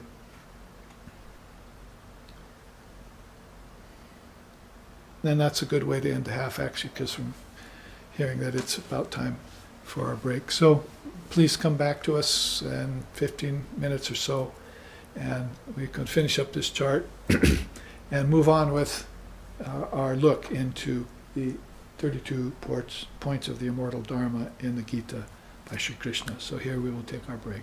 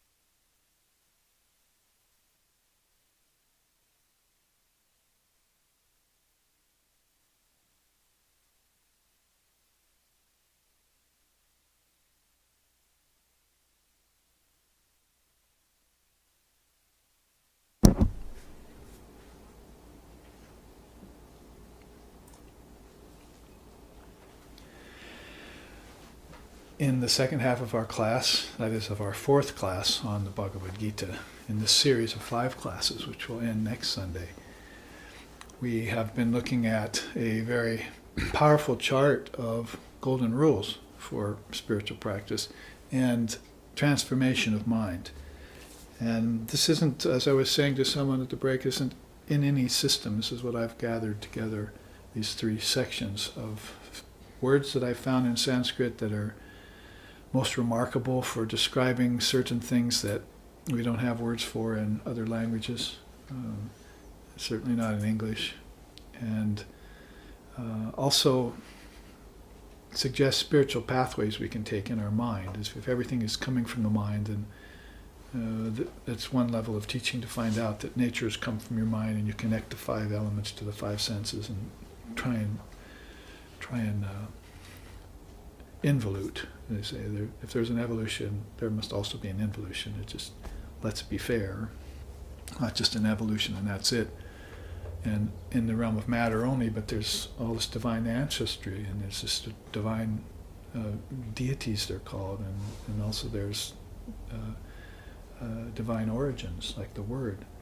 All of these things have been brought out. So in that regard, I've put together these, gathered these from the Sanskrit language, and also in accordance with spirituality per se. That is that we're not talking here just about morality and ethics, we're not talking just about religion, and actually we're not talking just about Dharma, we're talking about something of a very high nature that's just that close to Brahman, that close to formlessness, that close to pure conscious awareness, some divine origin. It's sort of like you get to the Father through the Son. There will be this last vestige of form that you will see. Lots of times the Hindu deities have the Om sign in Sanskrit, the word painted on their hand, and so that, as if to say, this is the last form you'll see, and Om is the last word you'll hear before you get into this formless state. Well, if you get into that formless state, then all of this actually means next to nothing. Once you're in it, then you have access to all the divine attributes and qualities that make up your divine nature. But since we're here on earth and we're in human bodies and we're using mind mechanisms, we call it psychophysical being in Vedanta, and we want to clear our path of obstacles and impediments and neutralize karmas and bring out our positive samskaras and find out what they mean about divine memory with all these traits, then in our process of involution, these teachings of Dharma become most important. It's very rare that nowadays in people today that you can worship whisper a great statement into their ear and they'll have samadhi. We're just not that sensitive as they were in olden days. Before, you had to have all these qualifications when you came to a teacher. You had to have done all the groundwork, and then he or she would lean over and whisper the word, and your divine memory would be so clear that you would immediately have access to what it meant, and that meaning would put you in a high state of mind. You might have to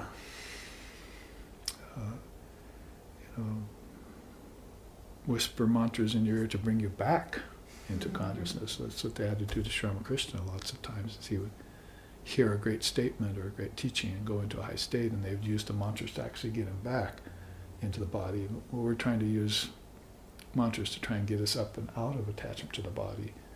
And what are we doing with these practices if it isn't going inside? Kingdom of heaven is within you. It's not up, it's in. See? It's not out, it's internalized. And beyond outer and inner, yes, there is transcendent. So we want to see God everywhere out here. That's one very high level of realization of God, as long as we're in the form. And then we want to, in our dreams and in our deep sleep and in our meditations, which are all internal facets of our being, we want to connect to those and have easy access inward. Every time we go to sleep, every time we sit to meditate, every time we contemplate the Dharma in our minds, and our eyes are wide open, but they're not seeing anything. See, you can have your senses all open and wide open, but you're in your mind. See, and so that's the internal world. Peace, peace, peace. The outer world is the first piece, and the inner world is the second piece, but the third piece is the transcendent level of things. The three worlds, it's called. That's why you say Shanti, Shanti, Shanti, to bring peace to them. Or you might say peace is already there, but you're not picking up on it. It's very hard to make a statement that peace is here in the world. In fact, you'd probably go the other way with it and say, as long as there's war, there's going to be peace here. And as long as there's peace, there's going to be war again. That's the nature of the world. But you could probably also make a point for that if you went inside to the second world, that is your mind, that peace and war are also going on in there all the time. And scriptures like the Gita and teachings by Sri Krishna are based in that. Most of the great scriptures of the world are based in war or around war. It's going on all the time. So the search for peace, even we feel sometimes it's becoming less important to people. Sometimes I feel, if I call myself a peacemaker, or I'm trying to bring peace on earth and so forth, I feel alien to most of the rest of the world, because it doesn't seem like they want that. Countries, military, politics, business, it's like they want war in some form or another. So, you have to kind of let go of that and just say, well, I prefer peace, thank you, and I'll hold to you have your guns, I'll hold to my guns. My guns shoot flowers. Like Buddha, there's paintings and teachings about shooting flowers at people. They shot guns at him, or shot arrows, and he shot flowers back at them. There's a painting, like very famous painting about Buddha shooting flowers at people when they were shooting arrows at him. So anyway, you become a peacemaker, or a peace bringer, or a lover of peace, and you feel kind of out of step with everything, with everyone else who are competing and who are fighting and warring, and even among themselves. Not just I'm not talking about just country to country, but families, like here in Hawaii, where we live, 6 TVs on in the house, and everyone's yelling at each other. And every other word is an ignoble word. See? And there's not one mention of God or peace or compassion or love or higher thinking there. You see, it's just absent. So when it gets that bad, that you have to get together in little groups like this and bring out the facets of the Dharma, then, well, good for us, and we have some light now we can bathe in, you see. We can saturate ourselves with these teachings of light, and rejuvenate, and have a place to go once a week where something of a higher nature is going on. It becomes very important to people's lives, to a few. So I'm just saying that a list that I put together, these lists here, that 1, 2, 3 actually, are more along those lines. I wanted to use certain facets out of different darshanas, put them together in a kind of pointer towards universality and towards divine traits, and how to get rid of impediments to these traits that are already within you. In yoga, the 7 laws of yoga, one of them is all knowledge lies within you. So if it does, then where is it? Why aren't I using it? Why don't I have it readily available? There's a song that says, "Robbers have gotten into my house." I think it starts out like, I have a bone to pick with the Divine Mother of the Universe. See? That these robbers have gotten into my house and stolen all my good qualities. How could that happen? You see?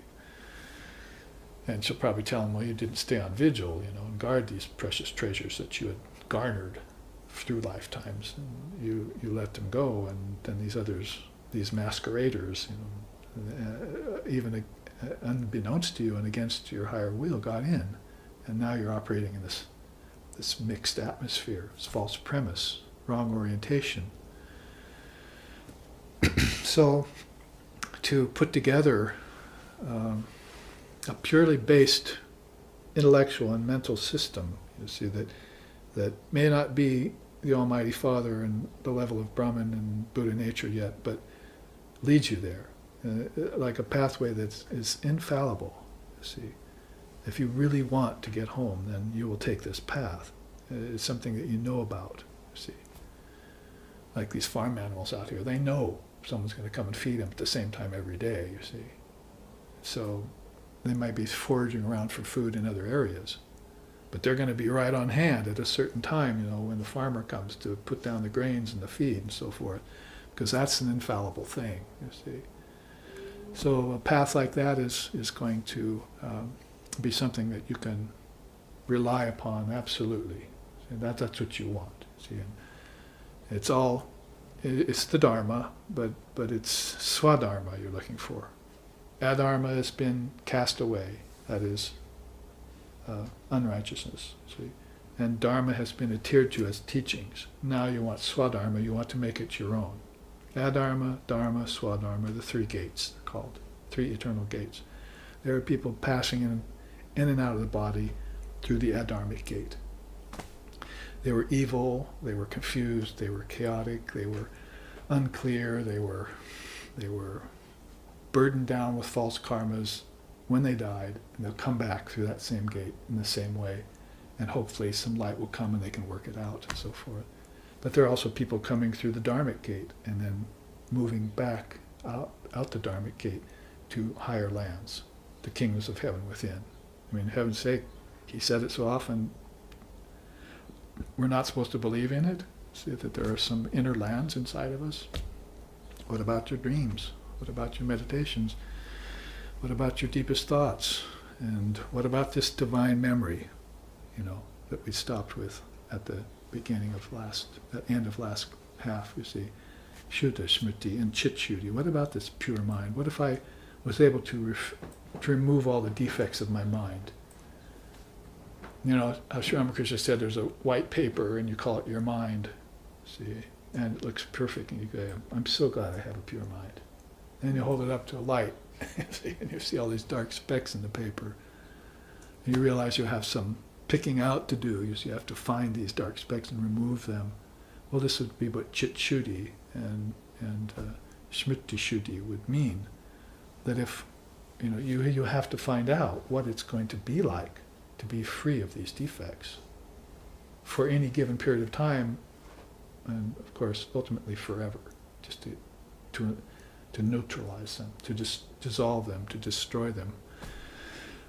And then, you'll be able to be the best judge and the best guide for yourself and for others. So you have to go for that as if it were the highest attainment possible in lifetime.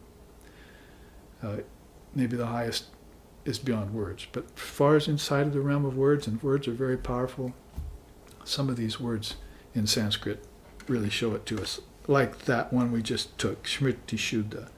Effort to awaken and reveal the memory so as to bring about recollection of all the divine traits within you. Your guru is probably the only person who's going to say, you have these divine traits within you. Well, whoever told you that? See, your father probably called you worthless. See, if you came from an ordinary family, and your mother called you a good boy. See, but nobody ever said you had divine traits inside of you. You see, and so you have to take this on good merit and good source. You have to believe this, and this is where shame, fear, remorse, and grief, the four deadly traps, have to be, get thee behind me. So those are the things Christ was talking about, not the devil, some horned person somewhere. We've got all sorts of those running around in plays and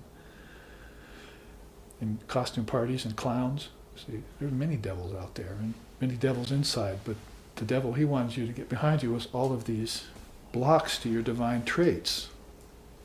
You're not looking like who you are anymore. See, you're looking like a caricature of yourself.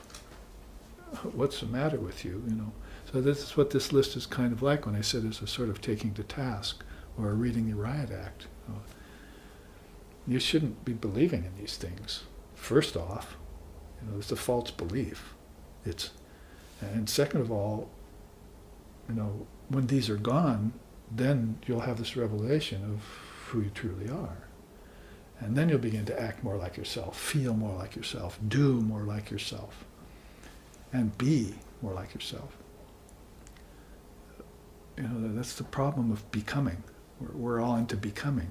See?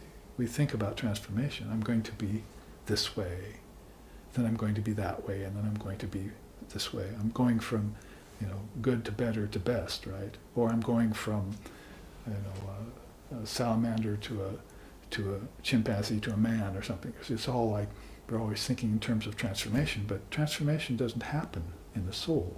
It only happens in nature. One of his prime teachings. Nothing ever happens in you. It happens in nature. You are happenless. See? Nothing happens in you. You're just this pure, perfect light where no form comes and goes, no birth, death takes place, no self apart from God even exists. And so you move back by degrees into this realization. It's in kind of an involution. You've come as far out as you can go when you reach the object. And they don't believe that. They think they can go further by examining the object's particles. See? But the kingdoms of heaven within are not having to do with solid objects. They're having to do with your dreams first, and then they're having to do with deep sleep, and then they're having to do with the word Om, and then they're having to do with the light. And this is how involution works. See? You came out, now you have to go back in. And why drag your feet? See? And you'll drag your feet less if you know the Dharma.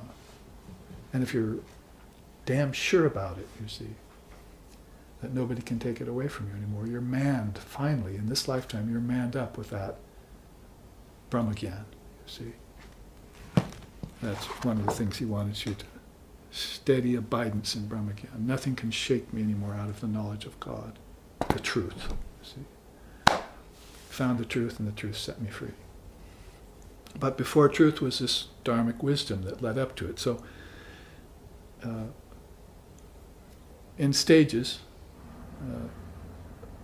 we can reverse this tendency of outward goingness and move back in. And as we do, we'll have some guidelines. We'll have some rules, golden rules. But we'll also have some slaps on the hand. We'll also take ourselves to task.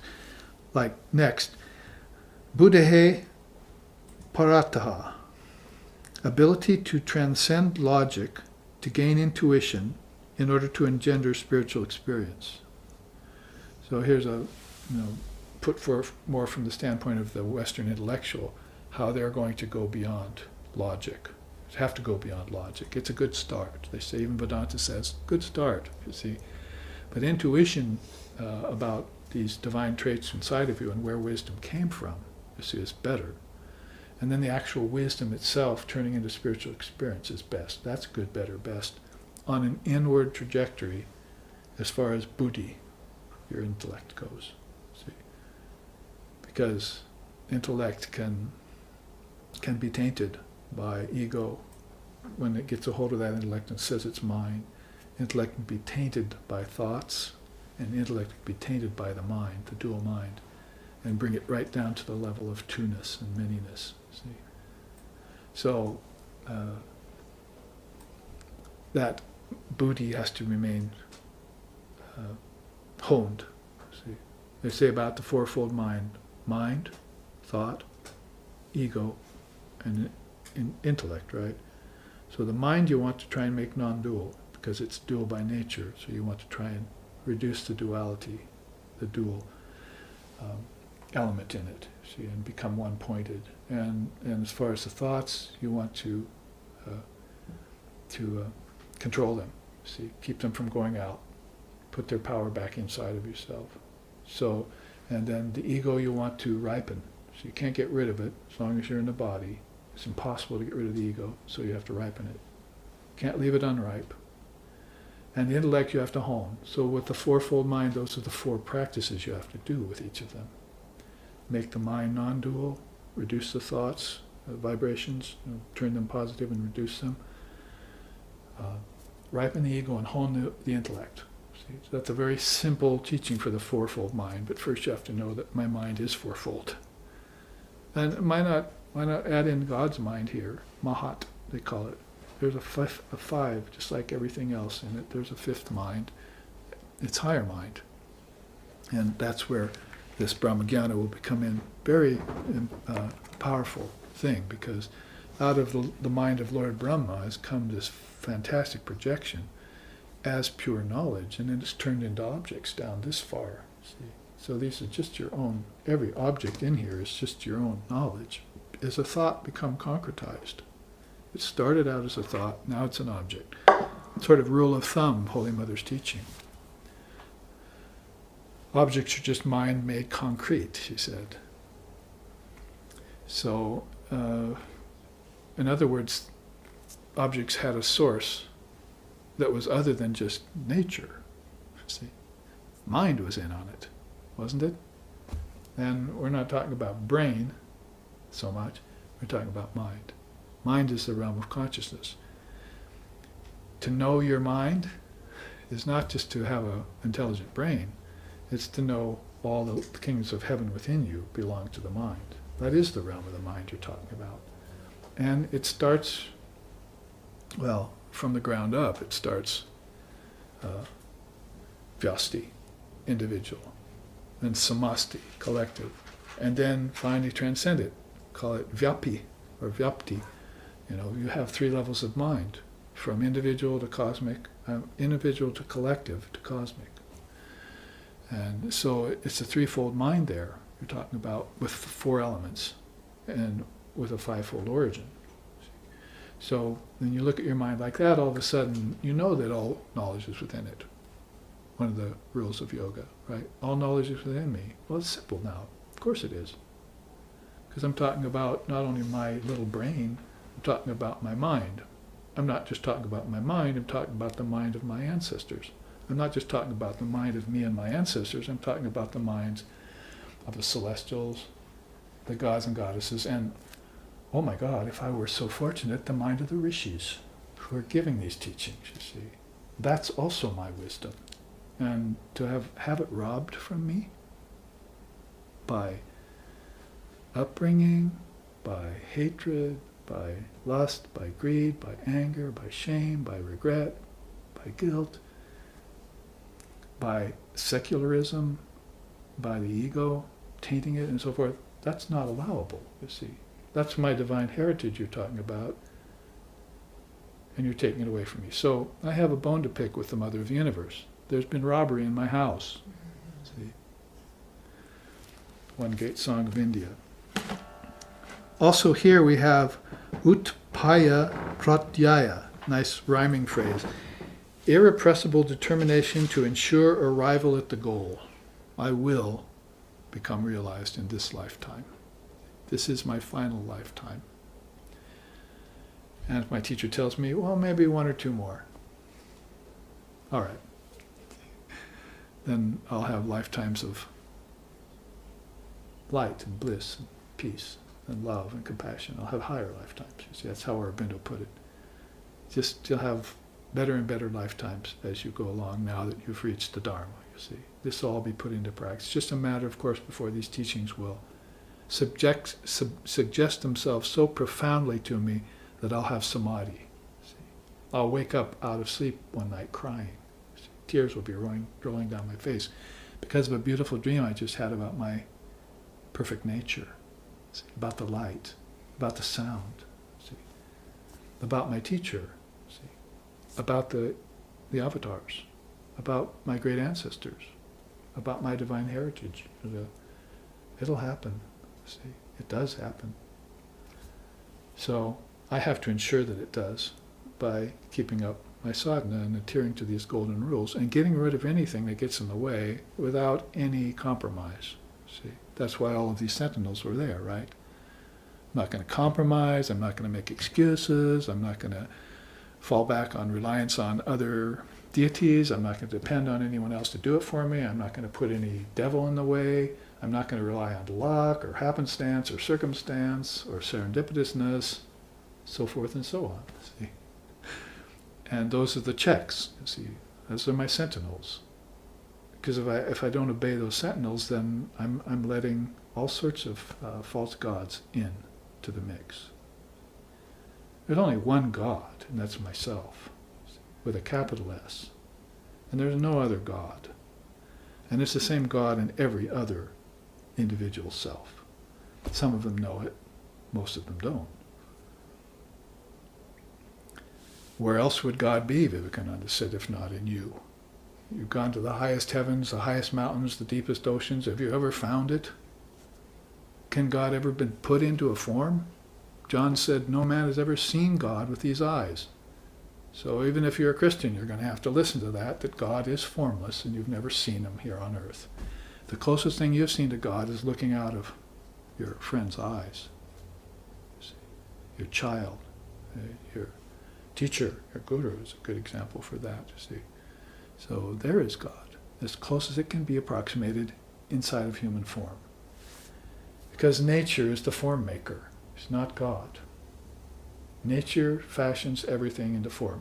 In fact, that's one thing they say about Sri Ramakrishna. This is the one being that nature couldn't form. That's actually in the Ramakrishna Upanishad. They've actually written an Upanishad about Ramakrishna now. Nature could not bring him into form. So it's like you saw his form, but you were like seeing this opacity, see? Seeing this transparency. Like Gandhi said about him, when you look at Ramakrishna, you're seeing God face to face. So that's as close to in form as you can get. But how much could I say that about any other form I see here? I might see beauty, or I might see ugliness. I might see wisdom. I might see peace, or lack thereof. But to see that as clearly, well, that's up to me to do that. So basically you say here, irrepressible determination to ensure arrival at the goal.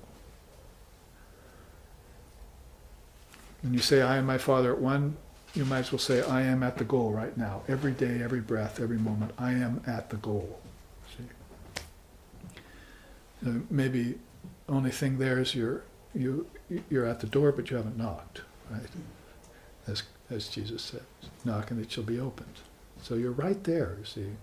And you've heard all the truth. You've heard all the teachers say it. You've read all the books. You've gone to all the temples, right? You've ran around the world gallivanting, see. You've had all the experiences you want to have in matter. Now some spiritual experiences have to start happening, see. And I have to be assessing them, see. Accessing them and assessing them. And turning them into my own divine storehouse of spiritual experiences, see, that I can think back on. I used to say that about myself over my 45 years of practicing Dharma. See, is that I've had many experiences doing that. But if I really, really very closely look at them, there are maybe only a handful, like 4 or 5, that I could say are undeniably spiritual. But at least I can say that. See?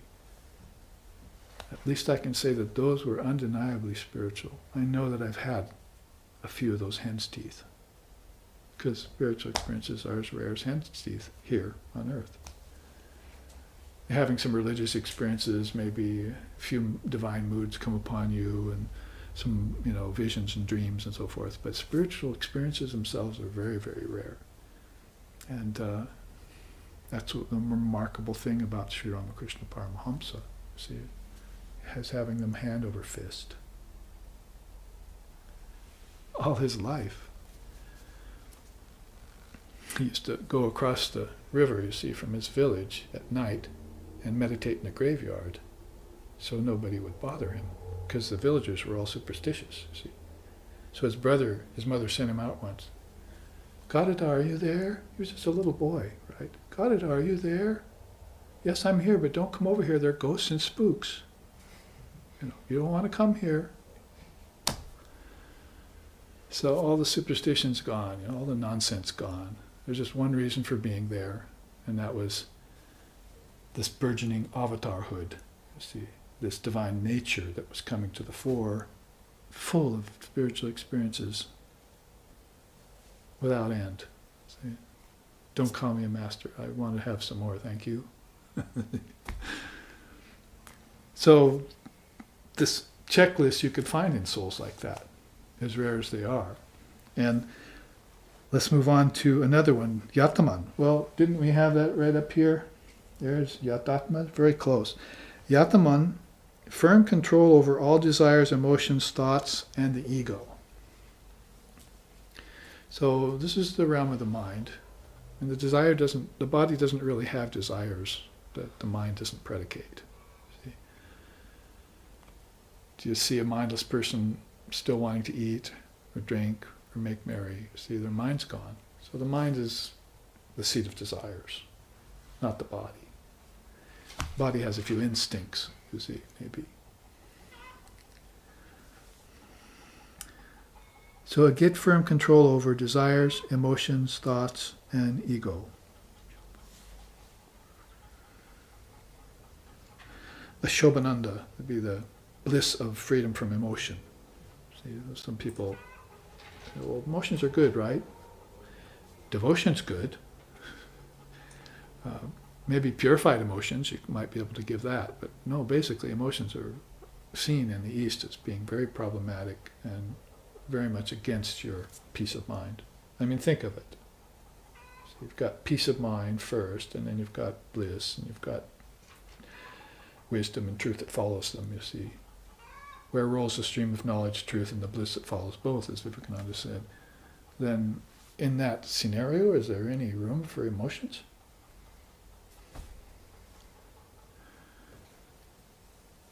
Maybe some very powerful divine emotions, see. But so you see, get control over these emotions. Ashobha. This is called freedom from emotions, you see. So take the mental stance of freedom from emotion and try and be just equal. How many times does he want you to be even-minded? Without censure and praise, without honor and dishonor. And we haven't got to it yet, but very beautiful here. You do not afflict the world, and the world cannot afflict you. We'll talk about that later, probably next week. It's a very beautiful statement of Krishna in the Gita. That one whom the world does not afflict, and whom does not afflict the world, that one is dear to me. See, ahimsa. See, I have the ahimsa chart all ready to show you in regard to that. You just want to be peaceful. Non-hating would be related to that.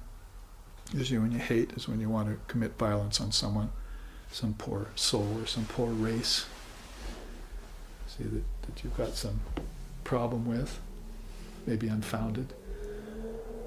But whatever the case may be, founded or unfounded or not, the Dharma says you must practice ahimsa, non-violence in thought, word, and deed.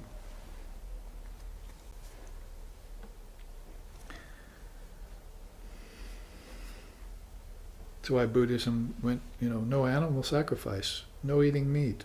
You see, we're just going to tell it to you as it is. The Jains, once you look at them, you see, no violence in them, and therefore very little karma to pay.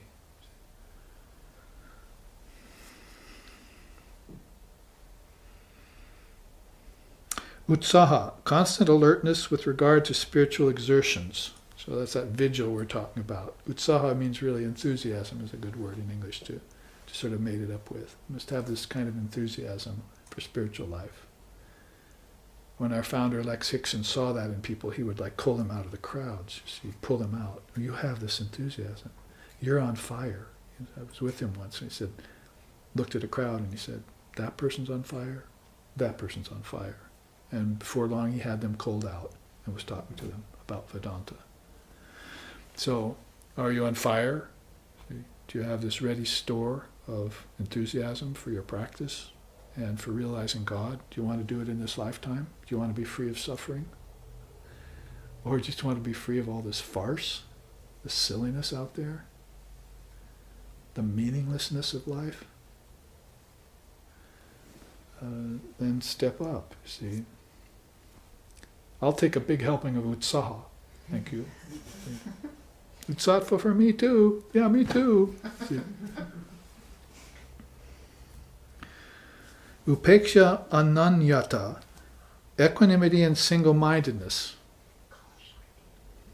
Oh, we missed Kala Shakti, I was reminded. Development of skill in sacred sound and scripture. Yeah, that's a beautiful one. I'm glad we didn't overlook it. Development of skill in sacred sound and in scripture. So it'd sort of be the path of Nada Brahma.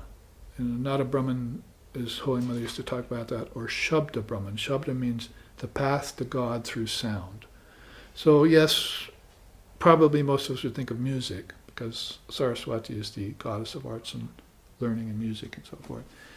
But she's also that goddess of higher wisdom. She's the goddess of the word. Saraswati's other name is Vak Devi. Vak means word. So she's the goddess of the word. And they say that she's in every word. And then you break the word down to the letters, matras they're called, and you make the matras down to particles of intelligence. There you'll find her, you see. Just like science has found little particles in tiny little splinters of matter, if you go inward with that, and then you break down the word and meditate on its matras, its letters, its syllables, its sounds, its meaning, you're getting closer and closer to her as you do. And that's the path to God through sound. Shabda Brahma, Nada Brahma. And probably you'll hear the great humming of 1,000 bumblebees in your head, permeating all of existence. You say you hear it maybe starting at the third world, you see, right, of the 7 worlds, right there at the third chakra. But you find out that it's really coming from the heart, and it just resonates down into the third chakra. And then as it resonates down to the first chakra, out here, and you don't hear it anymore. See, you're going to have to meditate and do exercises and so forth. So breathing, maybe catch a little trace of it, you see, or see the light in the same way. But out there in the heart is called Anahata chakra. Anahata means the word. Om. It's a word. The chakra is actually named after the word. And of course, it'll be very much evident here. And it will turn into light here. So that very word will turn into light at the Agya chakra. And then at the Vishuddha, it's very pure. See, you're speaking only beautiful words, only helpful words, beneficial words, wisdom words. And as you come back down the chakras, then you see, then Anahata again, it's radiating right there at the heart of everything. You see, so don't get me started on that one, because I love the scriptures, and I was a professional musician and other things that had to do with sound. So some of these experiences I've had have been around sound. Constant development of skill then in sacred sound and scripture. So scripture then would just be a step, from music, or you might come to scripture and then go to music. You'd see the word and the sound of music are just the same thing. They're all melodious to you. They're all beautiful. They all have counterpoint, and melody, and harmony, and rhythm. So all of those things that are part of the musical world are part of the scriptures. The cadence in poems, see, and the words and so forth, all a part of Mother Saraswati's beautiful Brahmagyan. I'm going to say Brahmagyan again. Then we get to upeksha ananyata, equanimity and single-mindedness. Well, we've probably said this a few times, and it's got several stamps on it. One of these points of the immortal Dharma keeps coming back to sthiti pragnasya, steady-mindedness, and this time he brings up equanimity. See, so equanimity of mind is peace of mind, maybe even a deeper level of peace of mind when you get to equanimity of mind. So it's probably penultimate to or even synonymous with samadhi. Remember again back to what we were just talking about in the realm of words. There are samadhis around realms of words. Patanjali has called them savitarka, nirvitarka, savichara, nirvichara. These are realizations you're having around words and objects. There are actually samadhis of objects you can have outside and inside. So if you begin to see God and everything, you begin to see the object as a manifestation of your own intelligence, you see, then it turns sacred. This is what the Tantrists are looking for, a way to deify everything. See, they'll do it by taking the thing and just calling it divine. Even if I don't see it divine, I'm just going to call it divine. You see?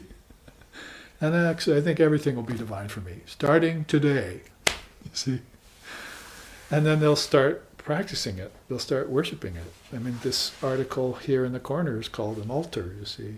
And it's got flowers on it from yesterday's puja and last night's puja, and it's got a flower arrangement. It's got images of Kali, Divine Mother, and the Ishta Devatas and so forth are there, and some of the divine beings, deities.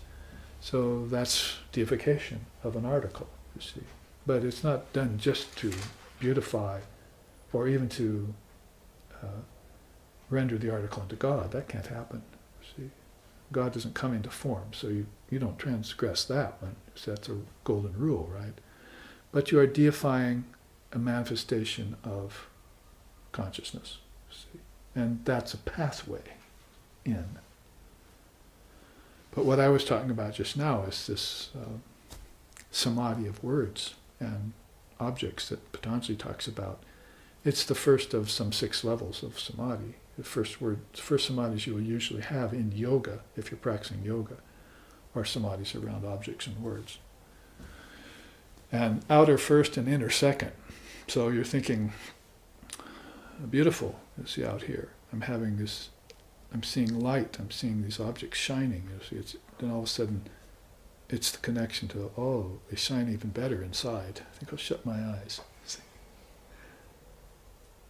Out there, they're limited. You see, the light is limited in them because they can't really hold much light.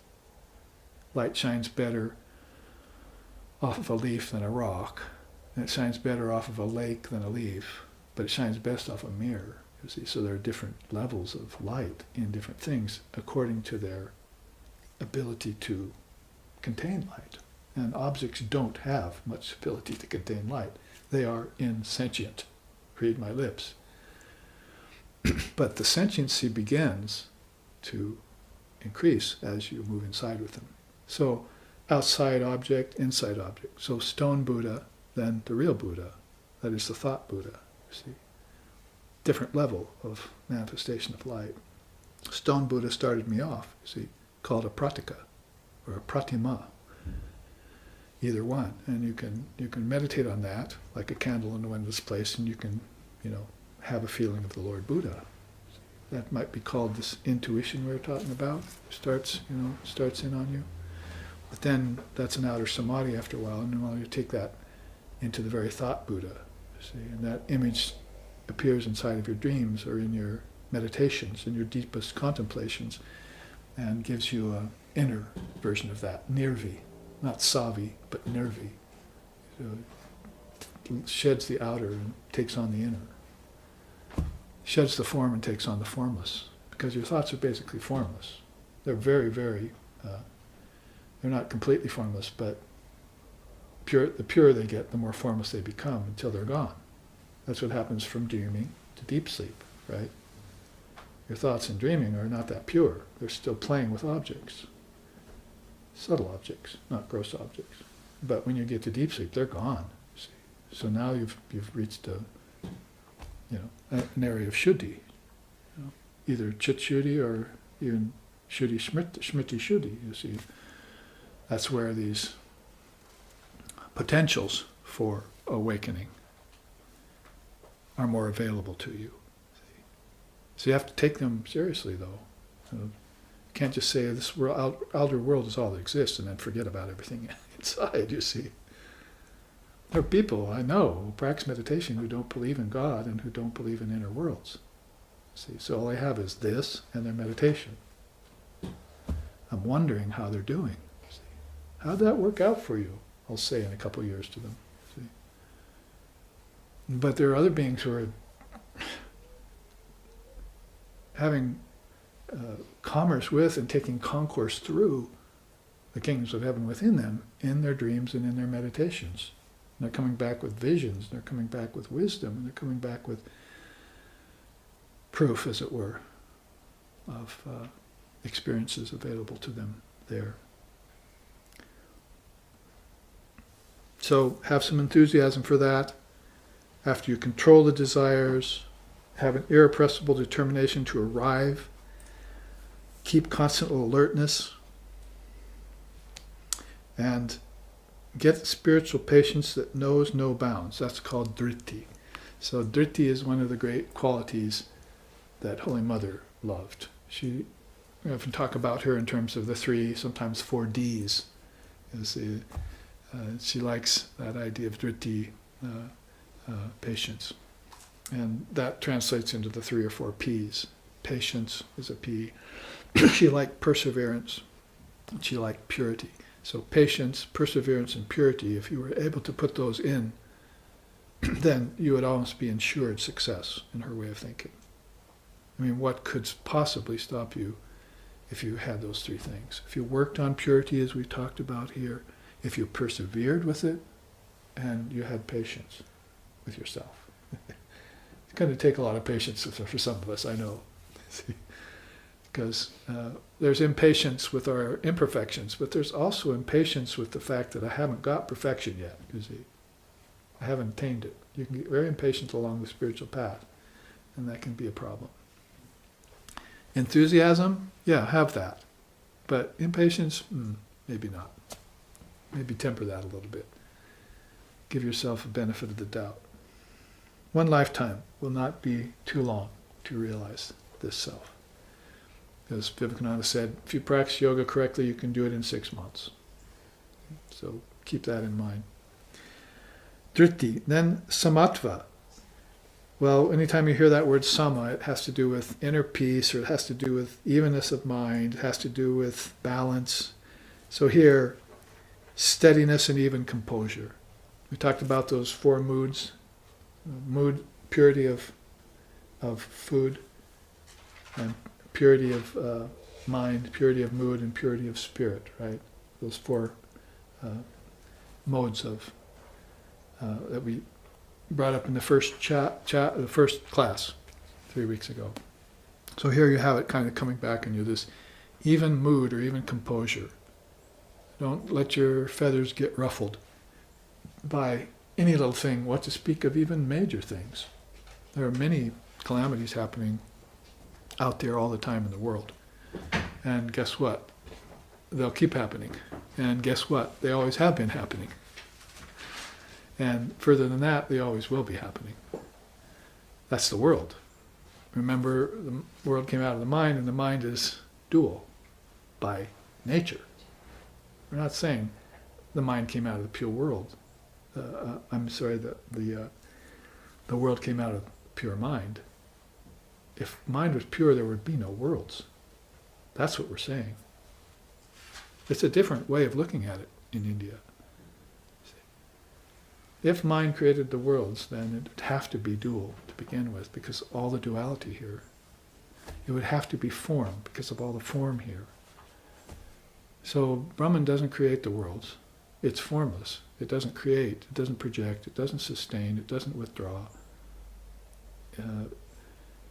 So the gunas are in operation, and the worlds happen. You see, out of sattvas, tamas, and rajas come all these worlds. As soon as they fall out of equilibrium, the worlds kick in. Then there has to be deities to regulate things. You see, Brahma, Vishnu, Shiva first, because they go with rajas, tamas, and sattva, and so forth. Creation, preservation, destruction go with Brahma, Vishnu, Shiva. AUM of Om goes with Brahma, Vishnu, and Shiva. See, so that all starts to spill out when the gunas are in disequilibrium. if you put the gunas back into equilibrium by gaining sattva and then pure sattva, you're in samadhi and there's no worlds. And I don't know of anyone who proved that better than Sri Ramakrishna. And told us about it. You see, I felt like a salt doll dissolving in an ocean. It was finally the only way he could explain it without going into it. Because whenever he thought of it, he would go into it. And certainly when he spoke of it. So here's what, we have to bring this forward, this idea that mind has created the worlds and it's dual by nature. If it weren't, there would be no worlds. Pure mind, no worlds of name and form and time and space.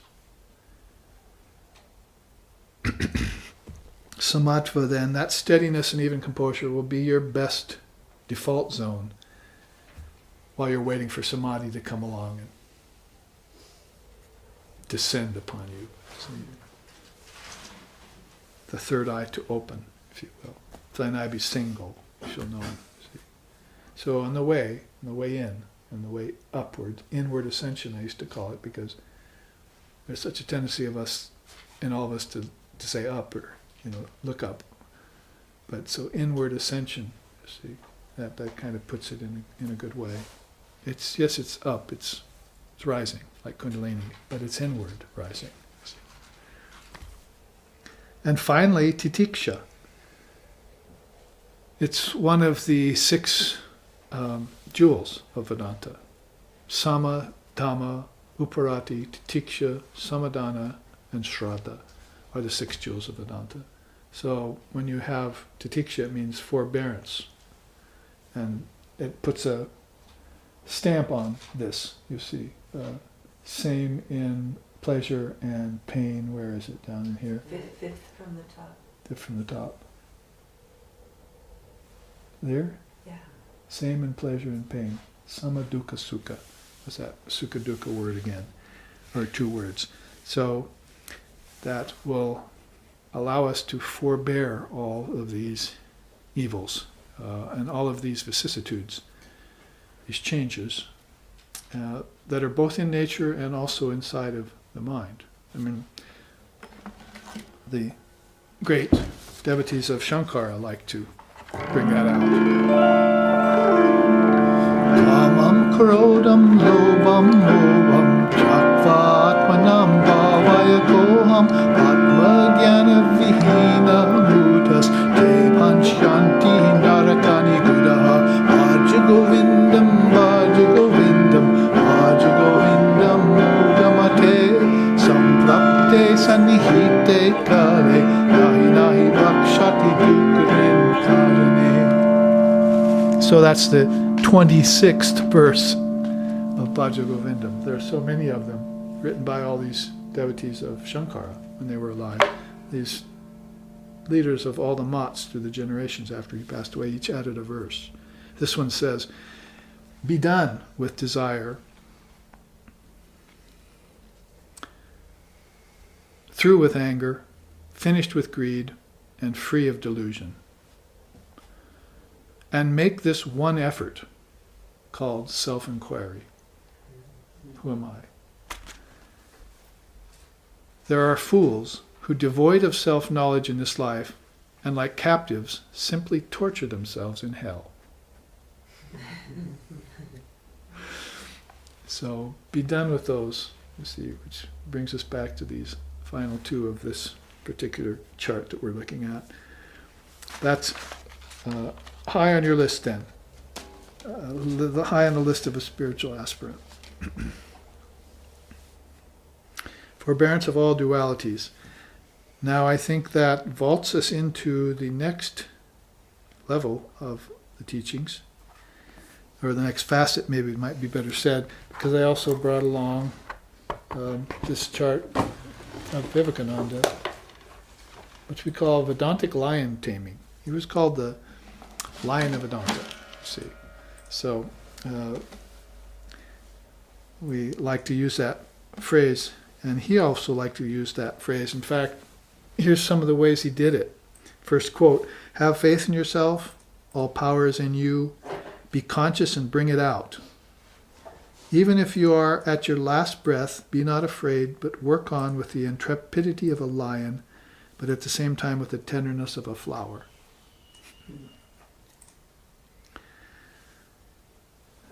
Then, what I want is muscles of iron and nerves of steel, inside which dwells a mind of the same material as that of which the thunderbolt is made of. That's a nice expression. Then he says, Guru Bhakti is the foundation of all spiritual development, that is, devotion to the teacher. The Guru Bhakti will conquer the world. This is the one evidence of history. It is faith that makes a lion of a man. That is, you could just say, is this you? Then try Vedanta. See? Before and after. Vedantic lion training is very simple. We can even sell it. See? The final quote down here at the bottom. Let there be but a dozen of such lion souls in each country, lions who have broken their own bonds, who have touched the infinite, whose whole soul has gone to Brahman, who care neither for wealth nor power nor fame, and these will be enough to shake the world. And of course that's what they called his 16 disciples, Sri Ramakrishna's. One of them was Vivekananda, and then Brahmanandam, Shivam, Shantam, Premarupam, Niranjanam, Yogisham, Adbhutam, Nityam, Akandadvaita, Lakshinam, Viganam, Trigunatitam, Turyabeda, Samgitam, Subodham, Shardam, Chaiva, Vivekashashi, Bhushanam. It's a beautiful sloka in Sanskrit, created out of the Sanskrit language in this recent time, that has all the names of the 16 apostles of Ramakrishna in it. And those were the ones that are shaking the world right now with these teachings. I've never seen such a wave of Jnana Yoga come forward, and it came from this Guru Bhakta that he's talking about. They all loved their teacher. Vivekananda said about Sri Ramakrishna, he told us the most important thing was that he gave us the way to live a spiritual life. Everyone else around us was practicing and was pretending spirituality, but he told us actually how to live spiritually. So that's, again, this idea of coming full circle, from not just doing and becoming, but actually being who you are. See, it just makes so much sense. Other things that could help you along the way, since we read all the quotes first there, that or along the way is, after Guru Bhakti, devotion to the teacher, is Shakti Vandana, worship of Divine Mother. This is a facet brought out by Sri Ramakrishna Paramahamsa. They said 3 or 4 great things you could point out about looking at Sri Ramakrishna's life, especially now, some 150, 200 years later, is that he showed the universality of all religions. He brought Divine Mother out of hiding. There's a beautiful song that goes, Paramaguru Sri Ramakrishna, Laho Pranam Namaskar. And goes on to say, O Master, you have awakened Mother Kali from the cremation grounds of Mother India, and with her name are busy awakening souls. See? You've awakened Mother Kali out of the cremation grounds of India. So a beautiful song about Sri Ramakrishna, written by one of his devotees back just probably around the time that he was in the body or just after. So Shakti Vandana, Vandana just means this devotion, this great devotion or worship you have, worship of Shakti. It's not just for the purpose of finding this immaculate and incomparable deity within us, but it's also because it will raise the status of women. And Sri Ramakrishna and Swami Vivekananda had a real eye towards that. they would say there would be no rejuvenation for India or for the world without raising women to her rightful status again. So all this time, woman has been put down, held down, and Divine Mother has been behind the scenes. Well, probably not going to be very easy to bring her out from behind the scenes. I can tell you that. Not here, in this world. But to bring out the teachings of the Mother, we can do that, and to apply them so that the idea of divine feminine is matured and comes among us. That's very important to monks, of all things. See? So they stood back and they watched. It's not like they're just male or, male superiority or monks are better than householders or any of that nonsense, you see. It's that they stood back with their spiritual realization and they looked and see what was really wrong with the world, what the imbalances really are, and what needs to be done to correct them. So Shakti isn't to them just a black goddess with 4 arms or even of the feminine gender. See, this is a transcendent reality you talk about, mother wisdom, and needs to be brought into our very physical existence. See? So we become worshippers of Divine Mother. That's why there's a beautiful image there, several of the Divine Mother on the altar, with flowers in front, incense has been burned, and it's happening every day. So the deification is happening, and also the effects are happening in our lives. We're Shaktas, worshippers of Mother. Well, wait a minute, we're also Vedantas, so we're Shakta Vedantas. But also, we like Advaita, non-dualism. Well, then we're Shakta Advaita Vedantas. Why not? Shakta Advaita Vedanta Vada. It's a new path, I proclaim it right now. No. But actually, it's not a new path. It's been there from time out of mind, and it is gaining ground now. It's coming out, you see. Great beings are recognizing it and are supporting it. So, something about Shakta Vandana, there's much more. Again, don't get me started about that one. Now, Kshatriya Virya. You know, the Kshatriya is the warrior. That's actually the name of a caste in India. There's the Brahmin priests, and there's the warriors, and there's the merchants, and then there's the workers, basically the 4 castes. But Kshatriya Virya means he wants warrior-like strength in everyone. He used to say that spiritual life is not for the weak. It's only for the bold and fearless. Therefore, we will crush the stars to atoms. We will unhinge the universe. Don't you know who we are? We are the worshippers of Divine Mother and so forth. Or you could sing it. Jai Vireshwara, Jai Tripurari, Jai Vandana, Adimateri, Jai Vireshwara, Jai Tripurari, Jai Hanuman.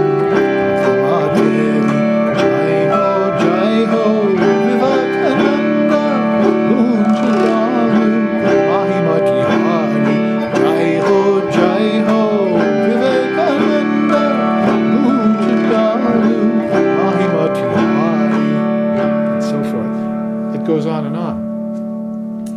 In a positive vein like that, about this beautiful warrior-like strength he sings about, and follows it up with this: we will crush the stars to atoms, we will unhinge the universe.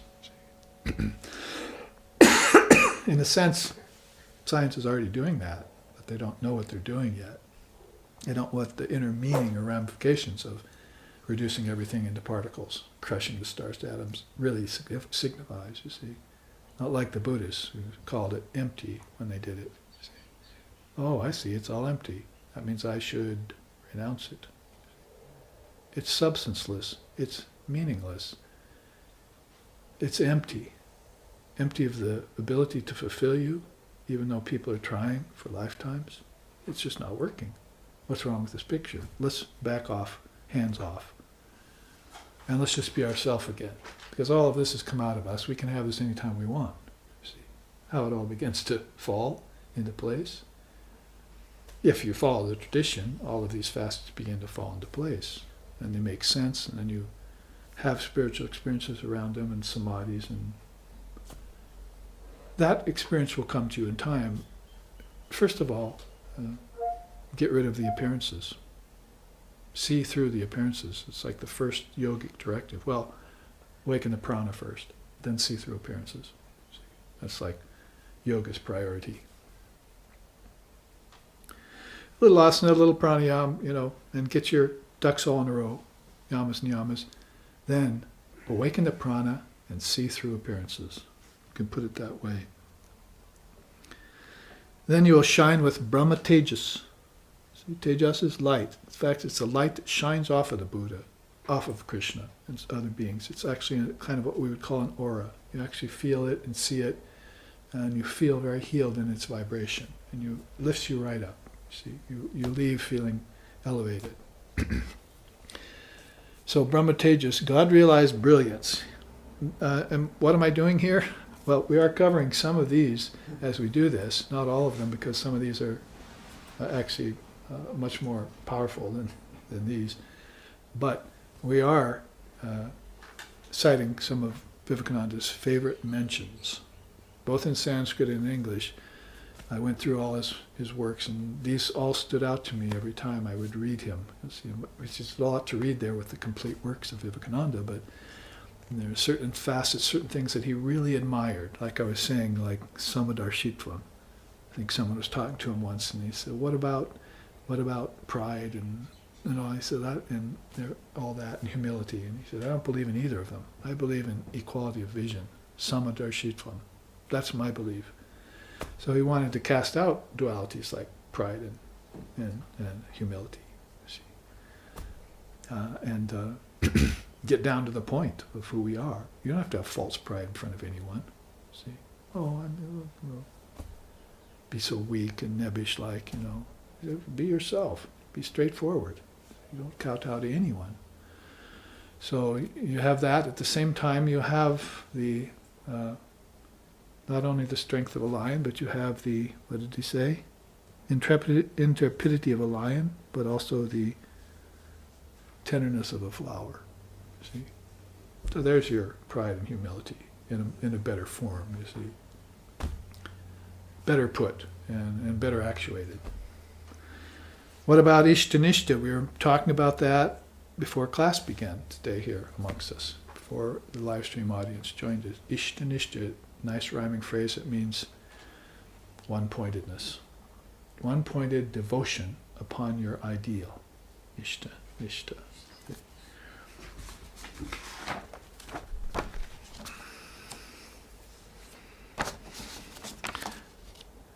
That's very powerful and very big in Vedanta. And it's not just a Bhakti Yoga facet, although it definitely goes well with devotion, the yoga of devotion.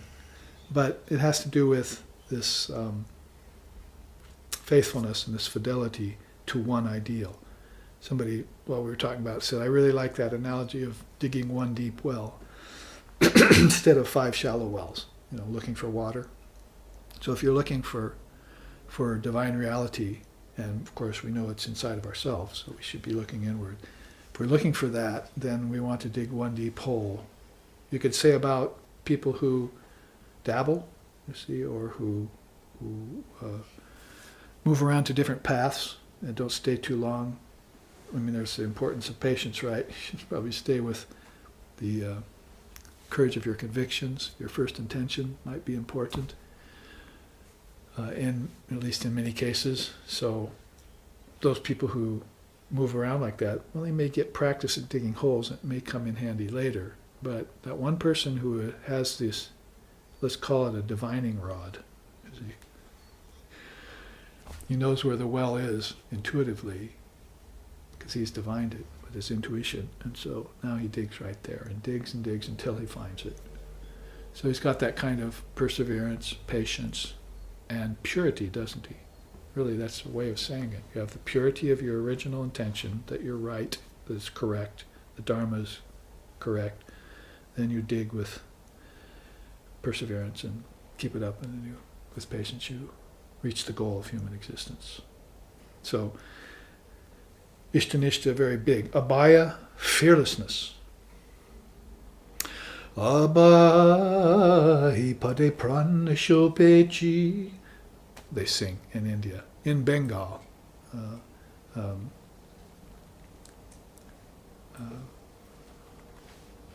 How to become fearless, you see, and realize Mother Kali in your heart. You see, the Divine Mother, back to the Shakti Vandana. You worship Mother Kali and you are fearless in the attempt, you see. Again, a lot about patience and perseverance will help you there. Now also, there it happens again, ahimsa, non-aggression, or non-violence, or non-hating, however you want to call it. We have that as one of his favorite qualities in human beings. In thought, word, and deed. You're walking, you're talking, you're thinking, and it's all in this atmosphere of non-violence. You wouldn't hurt a flea, you see. And you're not weak. You're very powerful. Because, I mean, it's kind of interesting, right? Try and put ahimsa together with kshatravirya. Warrior-like strength on one side, and on the other side, non-violence. I won't hurt a flea. Then you can see what a spiritual person is made of when you know, and in fact, Mother Durga is Mother Kali's mother, right? Kali really came out of the third eye of Durga, at least in several stories in the Itihas of India.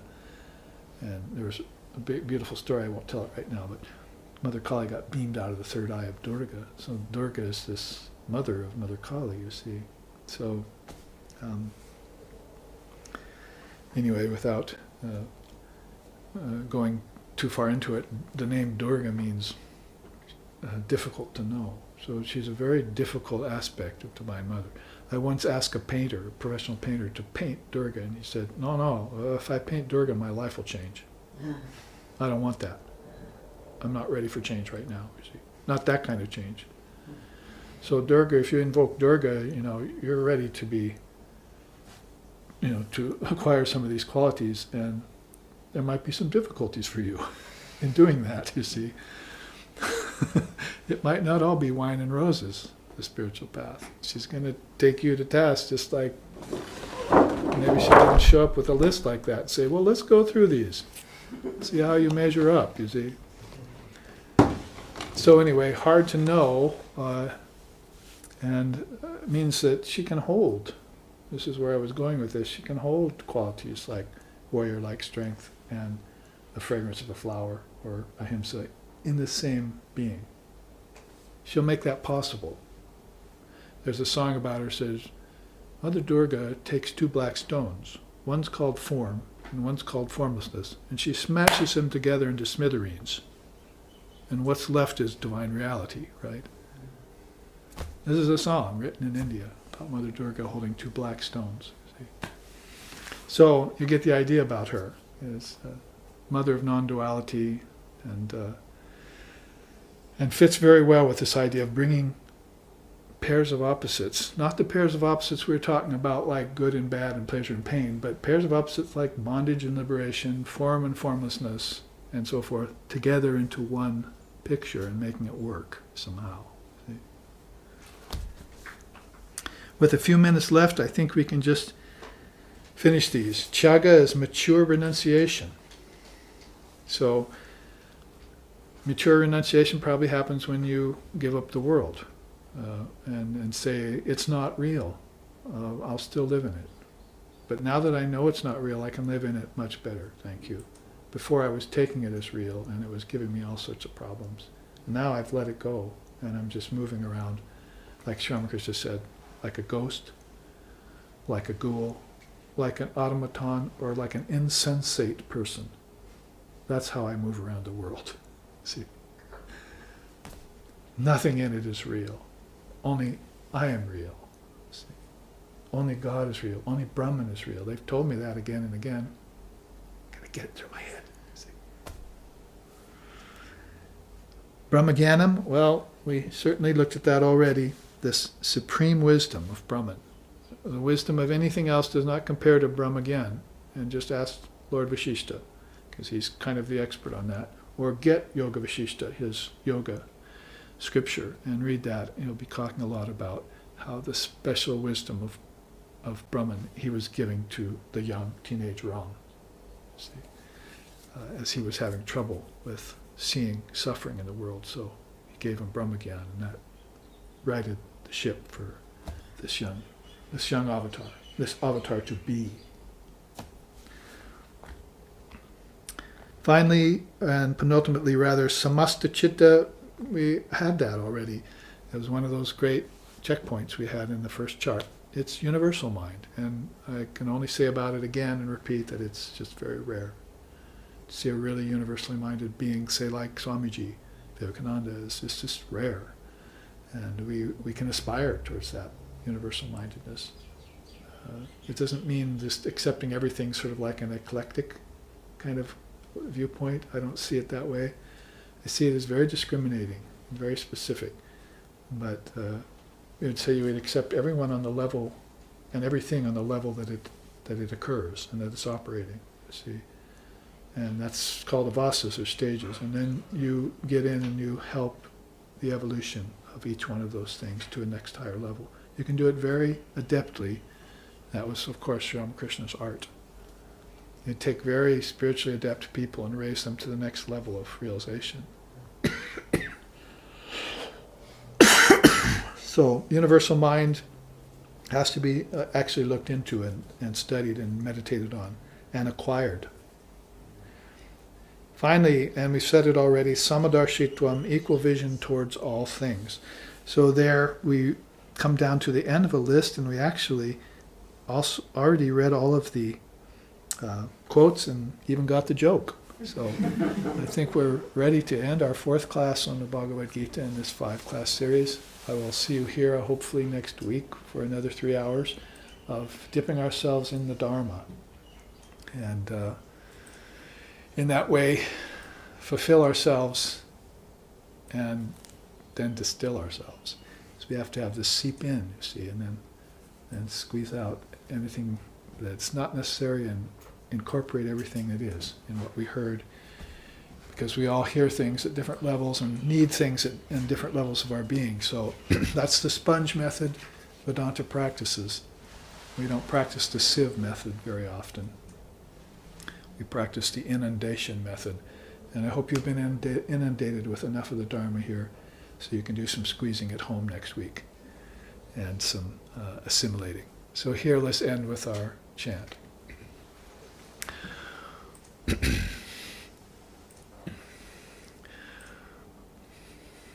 Om Tachnayo, Om Tachnayo Ravrindi Mahe, Gatong Yagyaya, Gatong Ye Nupataye, Daivi Swastarastu Naha, Swastir Manusebhyaha, Urdvam Jagatu Besajam, Sangno Astu Dvipade Sang Chatushpate, Om Shanti Shanti Shanti.